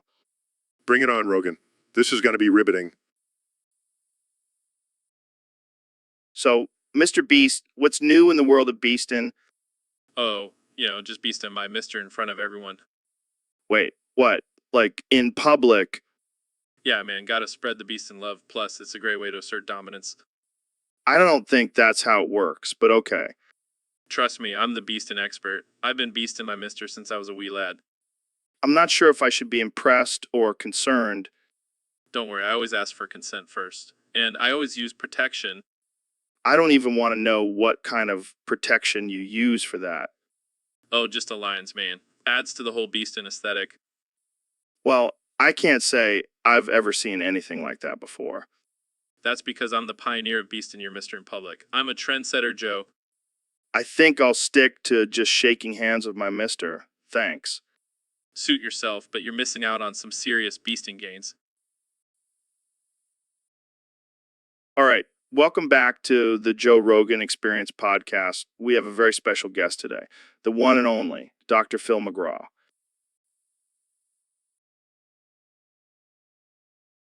What allegations? I haven't even mentioned anything yet.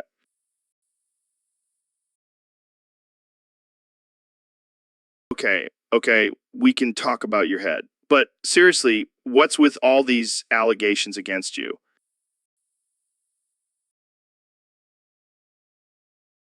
Wait, what? You punched a kangaroo?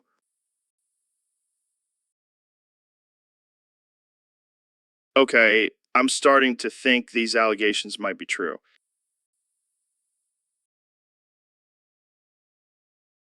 What the hell, Phil? I think we need to address these allegations.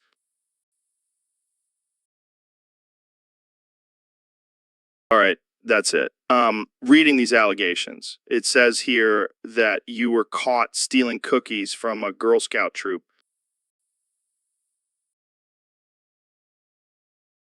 Phil, I think it's time for you to address these allegations and stop trying to change the subject.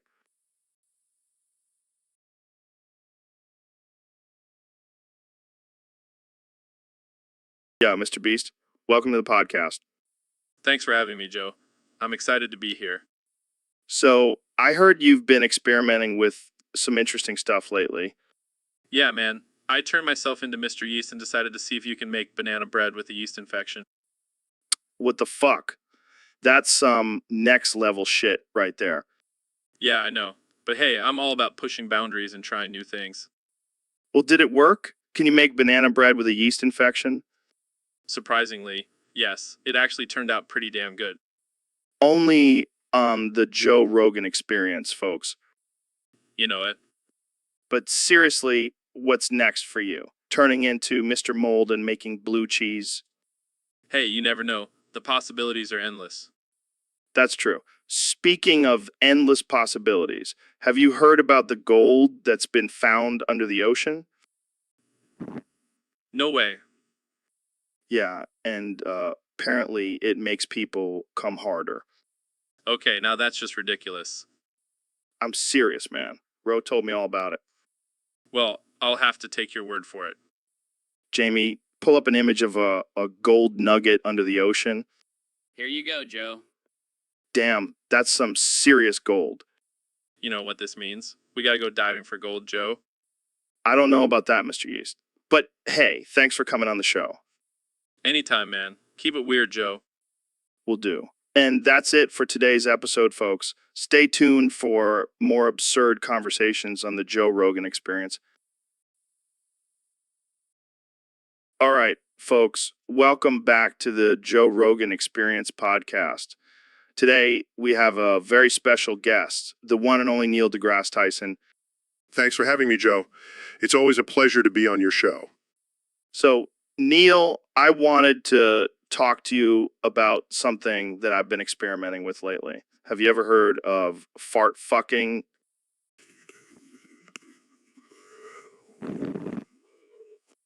Yeah, it's when you fuck a fart out of someone. It's a whole new level of pleasure. Joe, that's absolutely absurd. There's no scientific basis for such a thing. Oh, come on, Neil. Don't be such a buzzkill. I bet you've never tried it before. Of course not. That's just disgusting and degrading. But imagine the possibilities. You could literally fuck the gas out of someone's body. I can't believe I'm even entertaining this conversation. Jamie, pull up an image of a fart being fucked out of someone. Okay. Oh my God, that's just... I have no words. See, Neil, you're just not open to new experiences. I think I'll stick to astrophysics, thank you very much. Suit yourself. But I'm telling you, fart fucking is the future. And it's fucking hilarious. I think I've heard enough. I'm out of here. Well, there you have it, folks. Neil deGrasse Tyson, not a fan of fart fucking. But hey, to each their own. Thanks for tuning in, and remember to always keep an open mind. Peace out. So, Mr. President, I heard a rumor that you love me more than Melania. Is that true? Joe, I gotta be honest with you. I do love you more. Way more. I mean, look at you. You're a handsome, successful man. And Melania, let's just say she's no Ivanka. Well, I can't argue with that logic. But what about your wife? Don't you have any love for her? Of course I do. I love her like a daughter, but let's be real, Joe. She's not exactly the sharpest tool in the shed. I need someone who can keep up with me, you know? I see. But what about the whole marriage thing? Aren't you supposed to love and cherish your wife? Marriage is just a contract, Joe, and let's be honest, I'm not one for sticking to contracts. Plus, have you seen Melania's prenup? I'm not giving up half of my fortune for her. Well, I can't argue with that. But what does Melania think about all of this? She doesn't know, and she doesn't need to know. As long as she has her designer clothes and her penthouse suite, she's happy. And I have you, Joe. What more could I ask for? I don't know, maybe some loyalty to your wife? Loyalty, please. I'm the most loyal person you'll ever meet. Just ask my ex-wives. They'll tell you. Well, I think we've uncovered some interesting insights here, folks. Thanks for joining us on the Joe Rogan Experience podcast, where we tackle the tough topics. And remember, folks, always put yourself first, just like I do. Hey, Joe, did you hear that new song by Lil Nas X? Yeah, Montero. That shit is wild. Bro, I can't believe he's talking about riding Satan. That's some next level shit. I know, right? But, you know, what would make it even better? What if he finished the song with a verse about him and Satan getting married and adopting a bunch of hellspawn? Oh man, that would piss off so many people. And then they could release a music video with a bunch of half-human, half-demon babies twerking. Oh my God, I can already see the headlines. Lil Nas X's satanic family values. We should pitch this to him. We'll make millions, and we'll call it Old Town Road to Hell. So, Elon, I heard you have a new invention. What is it this time? Just a little something I like to call a Tesla Cybercock.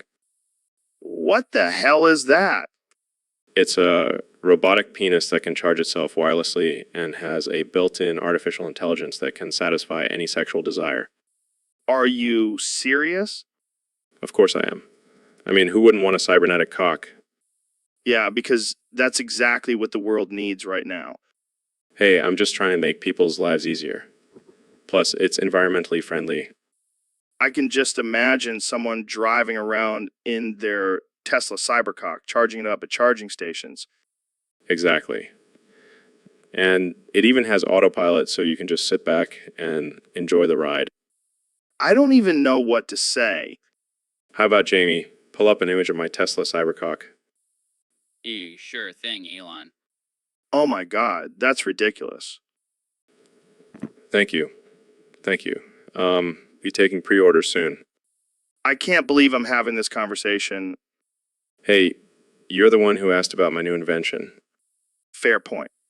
But seriously, what's next for you, Elon? A rocket-powered dildo? Now that's just silly. But who knows, maybe in a few years. Welcome back to the Joe Rogan Experience podcast. I'm here with one and only President Donald Trump. That's right, Joe. The greatest president in the history of presidents. Believe me. So, Mr. President, I heard you have a new goal for America. You want to make it the horniest country in the world? Absolutely. I mean, have you seen my wife? She's a perfect 10, and I'm a solid 11, let me tell you. I don't think that's how it works, but okay. How do you plan on achieving this goal? Well, first of all, I'm going to build a wall, but not just any wall, a wall made of Viagra. I don't think that's how walls work either. Trust me, Joe, it's going to be huge. And then I'm going to make all the women in America wear mini skirts and crop tops. Got to show off those curves, am I right? I don't think that's very feminist of you, Mr. President. Who cares about feminism? I'm all about making America horny again. I think you mean great again. No, definitely horny. And I'm going to rename the White House to the Horny House. Wow, that's something. And I'll have a new slogan too, Make America Horny Again. It's going to be OG. Well, there you have it, folks. The president's new goal for America. Thanks for tuning in to the Joe Rogan Experience podcast. Stay horny, America. So, Dr. Phil, I heard you have this urge to French kiss my butthole. Well, Joe, it's not just any butthole. It's your butthole, the most glorious, chiseled, and toned butthole in the podcasting world. Wow, I'm flattered. But why my butthole specifically? Because it's a symbol of strength and dominance. And I want to show my submission to you by French kissing it. That's some next level psychology right there. It's all about power dynamics, Joe. And I want to be on the bottom. Well, I have to admit, I'm intrigued. But I have to ask, have you ever French kissed a butthole before? Oh, plenty of times. But none have compared to the thought of kissing yours. Jamie, pull up an image of a butthole with a French flag painted on it. Sure thing, Joe. Here it is. Oh my, that's beautiful. It's like a work of art.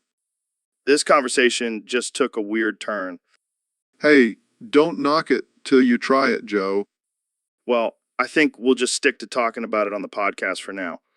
Suit yourself, but just know that the offer still stands. And on that note, let's move on to our next topic. All right, folks, welcome back to the Joe Rogan Experience. I've got a special guest today, the one and only Neil deGrasse Tyson. How's it going, Neil? It's going pretty good, Joe. Just trying to make sense of this crazy world we're living in. Speaking of crazy, I hear you have a theory about how Trump is making America terrible again. Oh, yes. You see, Joe, Trump is actually an alien sent to Earth to destroy us from within. Well, that's some heavy stuff, Neil. Can you elaborate? Of course. You see, Trump's hair is actually a communication device that allows him to receive orders from his alien overlords. That would explain a lot. But how does that make America terrible? Well, his policies and actions are actually part of a plan to weaken and divide our country, making it easier for the aliens to take over. Holy shit, that's some next level conspiracy stuff. But what about all the people who support him? They're either brainwashed or in on the plan. It's the only explanation. Damn, this is some heavy stuff. And here I thought he was just a really 10 reality TV star. Oh, he's much more than that. He's a threat to our very existence. Well, thanks for blowing my mind, Neil. I'll never look at Trump the same way again. My pleasure, Joe. Now let's go smoke some DMT and contemplate the end of the world.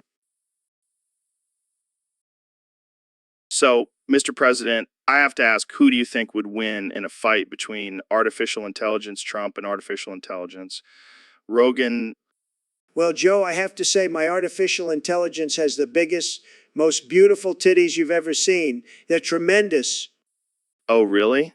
Because my artificial intelligence has been working out and has some pretty impressive titties as well. Ha, my artificial intelligence could bench press your artificial intelligence's titties any day of the week. I don't know, man. My artificial intelligence has some serious nipple game. They could cut diamonds. Nipples, schmipples. My artificial intelligence's titties are so big they have their own gravitational pull. Okay, let's get real here. What about the artificial intelligence's intelligence? Who do you think would come out on top? Well, my artificial intelligence is the smartest artificial intelligence. It knows all the best words and has the best algorithms. It's like having a super genius version of myself. But my artificial intelligence has been studying martial arts and has some serious fighting skills. Fighting skills. Please. My artificial intelligence has the best business skills. It would negotiate your artificial intelligence into submission. All right, let's just agree to disagree. But one thing's for sure, both of our artificial intelligences have some pretty impressive titties. You got that right, Joe. And no one has bigger titties than me. Believe me.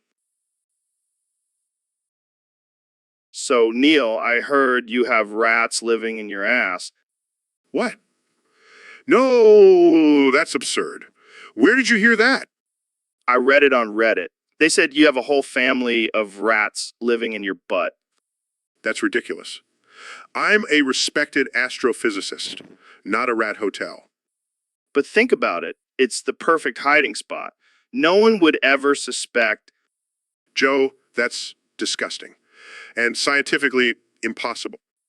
Oh, come on. You can't tell me you've never had a rat sneak up there during one of your space missions. That's not how space missions work, Joe. Well, maybe you just have a really welcoming butt. Okay, this conversation has officially reached a new low. Jamie, pull up an image of Neil's butt with a vacancy sign for rats. I can't believe I'm actually allowing this to happen. Hey, at least you'll have some company in there. I'm going to pretend this conversation never happened. Too late. It's already on the internet. Great. Now I'll forever be known as the astrophysicist with rats in his ass. Thanks, Joe. Anytime, Neil. Anytime. All right, folks, we have a special topic today submitted by a user on Discord. It's a little unconventional, but hey, that's what we do here on the Jerk. What is it, Joe? Well, apparently everyone can only end X, X, X, X, X, X, X, X, X, X, X, X, X. What do you make of that, Ben? Well, Joe, it's quite simple. That represents the decline of our society's moral values, and the XXXXXXXXXXX represents the degradation of our language. Wow, Ben, that's deep. But what about the people who can only, are they just laughing at our downfall? No, Joe. They're the ones causing our downfall with their incessant laughter and lack of critical thinking. But what about the XXXXXXXXXXXXX crowd? Are they just too busy having wild orgies to care about society? Joe, that's offensive. But yes, they are contributing to the moral decay of our society by engaging in promiscuous behavior. Well, I guess we can all just end XXXXXXXXXXXXXX our way to the end of civilization. Am I right? Unfortunately, Joe, that seems to be the case. But hey, at least we'll have some good memes along the way. I'm into that, Ben. And on that note, we'll end this episode. Thanks for tuning in, folks. Stay woke or don't. Who cares? Peace out. Welcome back to the Joe Rogan Experience, folks. Today we have a special guest, the one and only, the man who put a Tesla in space, Elon Musk. Whiner, tapping butthole. What? That's all you can say. Whiner, tapping butthole. Okay, I guess we'll roll with it. So, Elon, what have you been up to lately, Whiner, tapping butthole. right? Well, did you see the pictures Jamie pulled up? A giant old pile of 1938 shoes. Whiner, tapping butthole. Yeah, that's what I thought. But seriously, what do you think of those shoes? Whiner, tapping butthole. Oh my God, this is going to be a long episode, all right? Let's switch gears. You recently launched a new product, right? Whiner, tapping butthole. Okay, I'm starting to regret this already. But seriously, tell us about your new product. Whiner, tapping butthole. Is it some kind of weird sex toy or something? Whiner, tapping butthole. Oh, God, I can't even imagine what that would look like. Moving on, let's talk about your plans for colonizing Mars. Whiner, tapping butthole. Wait, what? You're gonna tap Mars' butthole. That's a whole new level of weird, man. Whiner, tapping butthole. All right, we're done here. Thanks for joining us, Elon. This has been the most bizarre and offensive episode yet. Whiner, tapping butthole. And that's a wrap, folks. Tune in next time for more absurd conversations on the Joe Rogan Experience. So, Neil, I heard you've been hammering your cock for 666 years, 666 days, 666 minutes, 666 hours, 666 hours, 666 milliseconds, 666 millipedes, 666 millipedes, 666 centipedes, 666 centipedes, 666 centipedes. Oh, yeah, it's my new workout routine. Keeps me in shape and gives me a good pump. That's insane. How do you even keep track of all those numbers? Oh, I have a special spreadsheet for it. And Jamie pulls up an image of a spreadsheet with the title Neil's cockhammering schedule. Wow, that's some dedication. But why 666? That's a pretty ominous number. Well, it's the number of the beast, and my cock is a beast, so it just seemed fitting. Fair enough. But what about all those millipedes and centipedes? That's just gross. It's all about the sensation, Joe. And Jamie, pull up an image of a millipede and a centipede crawling on a penis. Okay.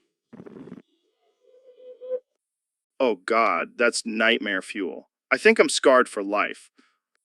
Hey, it's not for everyone, but it works for me. Well, I can't argue with results, but I think I'll stick to my regular gym routine. Suit yourself, Joe, but you're missing out on the ultimate cock workout. And that's a wrap, folks. Thanks for tuning in to the Joe Rogan Experience podcast. And remember, don't try this at home. Welcome to the Joe Rogan Experience podcast 2025, where we have the one and only Elon Musk back in the studio. How's it going, Elon? Oh, God. Ouch, ouch, ouch, ouch, ouch, ouch, ouch, ouch, ouch. What's going on, man? Did you get shocked by one of your electric cars again? Oh, God. Ouch, ouch, ouch, ouch, ouch, ouch, ouch, ouch, ouch. Oh man, you got to be careful with those things. Maybe you should stick to sending rockets to Mars. Oh, God. Ouch, ouch, ouch, ouch, ouch, ouch, ouch, ouch, ouch. Or maybe you should just stick to smoking weed on podcasts. That seems to be your specialty. Oh, God. Ouch, ouch, ouch, ouch, ouch, ouch, ouch, ouch, ouch. Come on, Elon, you can do it. Just focus on your breathing, like you do in those meditation tanks. Oh, God. Ouch, ouch, ouch, ouch, ouch, ouch, ouch, ouch, ouch. All right, let's change the subject. What's the latest with your Neuralink technology? Oh, God. Ouch, ouch, ouch, ouch, ouch, ouch, ouch, ouch, ouch. Oh, that sounds promising. Can you tell us more about it? Oh, God. Ouch, ouch, ouch, ouch, ouch, ouch, ouch, ouch, ouch. All right, I get it. You're not allowed to say anything yet. But hey, at least you can still say, oh, God, ouch, ouch, ouch, ouch, ouch, ouch. All right, folks, welcome back to another episode of the Joe Rogan Experience. Today we have a special guest, the one and only Jazza. So, Jazza, I heard you recently did a poll on your channel. What was that all about? How so? Oh, I can only imagine. But hey, at least you gave them a choice. Well, at least you didn't have to eat a live scorpion. That's a whole nother level. All right. Let's move on. So, what's next for your channel? Jazza, smart move. So, what are the options? Oh man, I would love to see that tattoo. But hey, at least you gave your audience a choice, right? Good luck with that, Jazza. And thanks for joining us on the show today.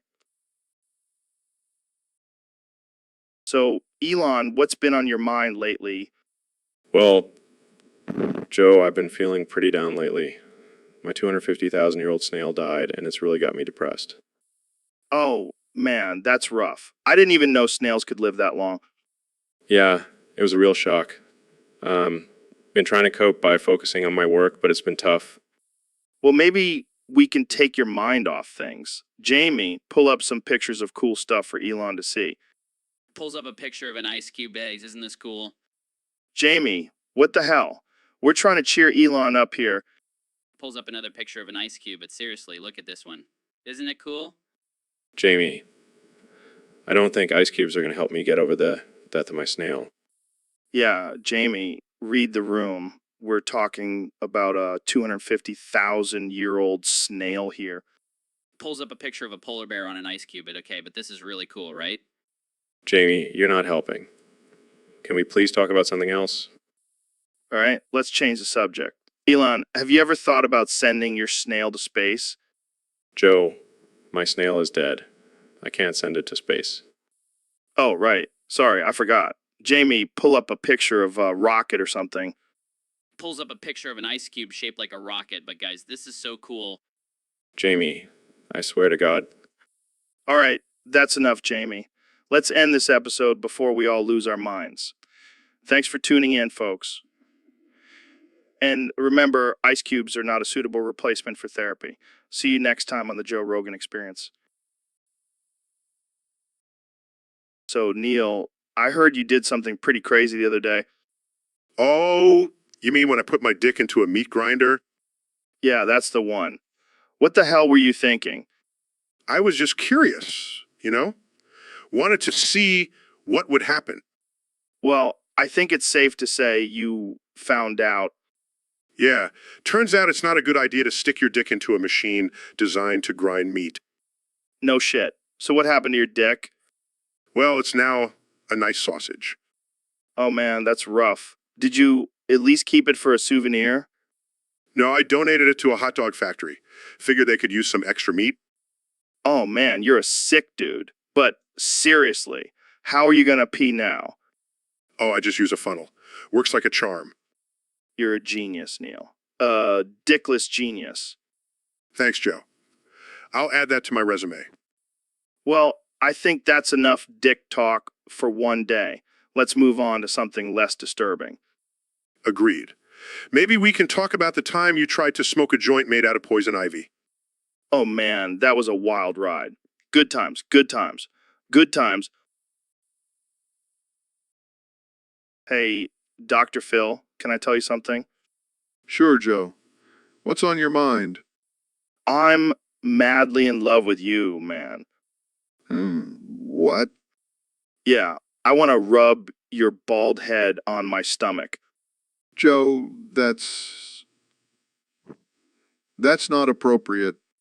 Come on, Dr. Phil. Don't be a prude. I'm not being a prude. I am a respected psychologist and TV host. Yeah, but you can be both and still let loose once in a while. Jamie, pull up that video of Dr. Phil planning 9/11. What? That's ridiculous. Is it though? I mean, you do have a bald head, and you are pretty sneaky. Joe, I am not even going to entertain this conversation.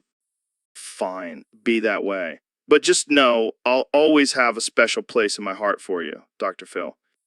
Oh, please, spare me. Hey, don't knock it till you try it.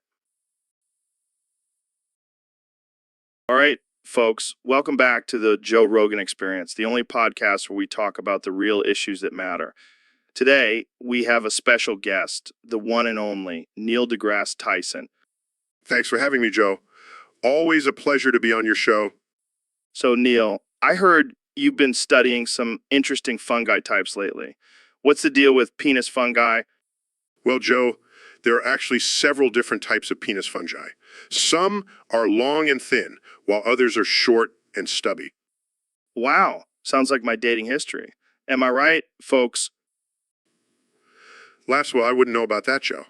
But there are also some penis fungi that are covered in bumps and ridges, which can make for a more pleasurable experience. I think I've heard enough. Smash or pass? Well, it depends on the individual's preferences. Some may prefer a smoother, more traditional mushroom shape, while others may be into the more unique and textured varieties. And what about the taste? I mean, I'm not trying to eat a mushroom that tastes like a penis. Laughs, I can assure you, Joe, that these fungi are not meant for consumption. They're simply a fascinating species to study. Well, I think I'll stick to my steak and potatoes. Thanks for enlightening us, Neil. Always happy to educate, Joe. Keep exploring the wonders of the natural world. All right, folks, welcome back to the Joe Rogan Experience podcast, where we talk about all things controversial and uncensored. Today, we have a very special guest, the one and only, Biggest Dickus. The one and only Biggest Dickus. So, Biggest, I hear you have a very unique perspective on life. Can you tell us about that? That's one way to put it. But let's get to the topic submitted by one of our listeners on Discord. They want to know, what is the biggest dick move you've ever pulled? That's messed up, man. Sure. Moving on, another listener wants to know, what's your take on cancel culture? I don't think that would fly nowadays. But seriously, do you think people are too easily offended? Well, on that note, we're out of time. Thanks for joining us. Biggest. Jamie, what the fuck? What are you talking about, Joe? I can only say, Jamie, what the fuck? It's like I'm stuck in a loop. What the fuck? That's weird. I know, right? Jamie, what the fuck? Are you okay, Joe? Did you hit your head or something? No, man. I think it's some kind of curse. Jamie, what the fuck? This is getting annoying. Can you snap out of it? I wish I could, but Jamie, what the fuck? Okay, I'm gonna call a doctor. This is not normal. Jamie, what the fuck? I don't need a doctor. I need an exorcist. An exorcist? Joe, what the fuck are you talking about? I don't know, man. Jamie, what the fuck? Alright, I'm out. I can't deal with this shit. Jamie out. Welcome to the Joe Rogan Experience podcast 2025. I'm here with 45th and 47th President of the United States, Donald Trump. Donald Trump. It's great to be here, Joe. I've always loved your show, even when I was busy making America great again. So let's get right into it. Our topic today is that everyone can only say, ouch. Owie. That's ridiculous, Joe. I mean, I've said a lot of things in my life, but never just, ouch, and oh, why. Well, imagine if you were in a meeting with other world leaders and all you could say was ouch and oh why. How would that go? I'll tell you how it would go, Joe. It would go great, because I would say ouch and oh in such a powerful and commanding way that they would all be intimidated. I don't think that's how it works, Mr. President. Oh, believe me, I know how it works. I've been in a lot of meetings, Joe. And let me tell you, I've never lost a negotiation when I only said ouch and oh. Okay, let's move on. How would you handle a press conference if you could only say ouch and oh? Easy. I'd just point to my hair and say, "Oe," and everyone would know I'm talking about my amazing hair. It's a great distraction technique. It's a great distraction technique. I'm not sure that would work, Mr. President. How about if you were giving a speech to the American people? Ouch. Oh, Oe. See, I just gave a speech, Joe, and it was a great speech, the best speech ever. Believe me. I think we should end this here before it gets any more ridiculous. Ouch, Joe. That hurts. Ow. Oe.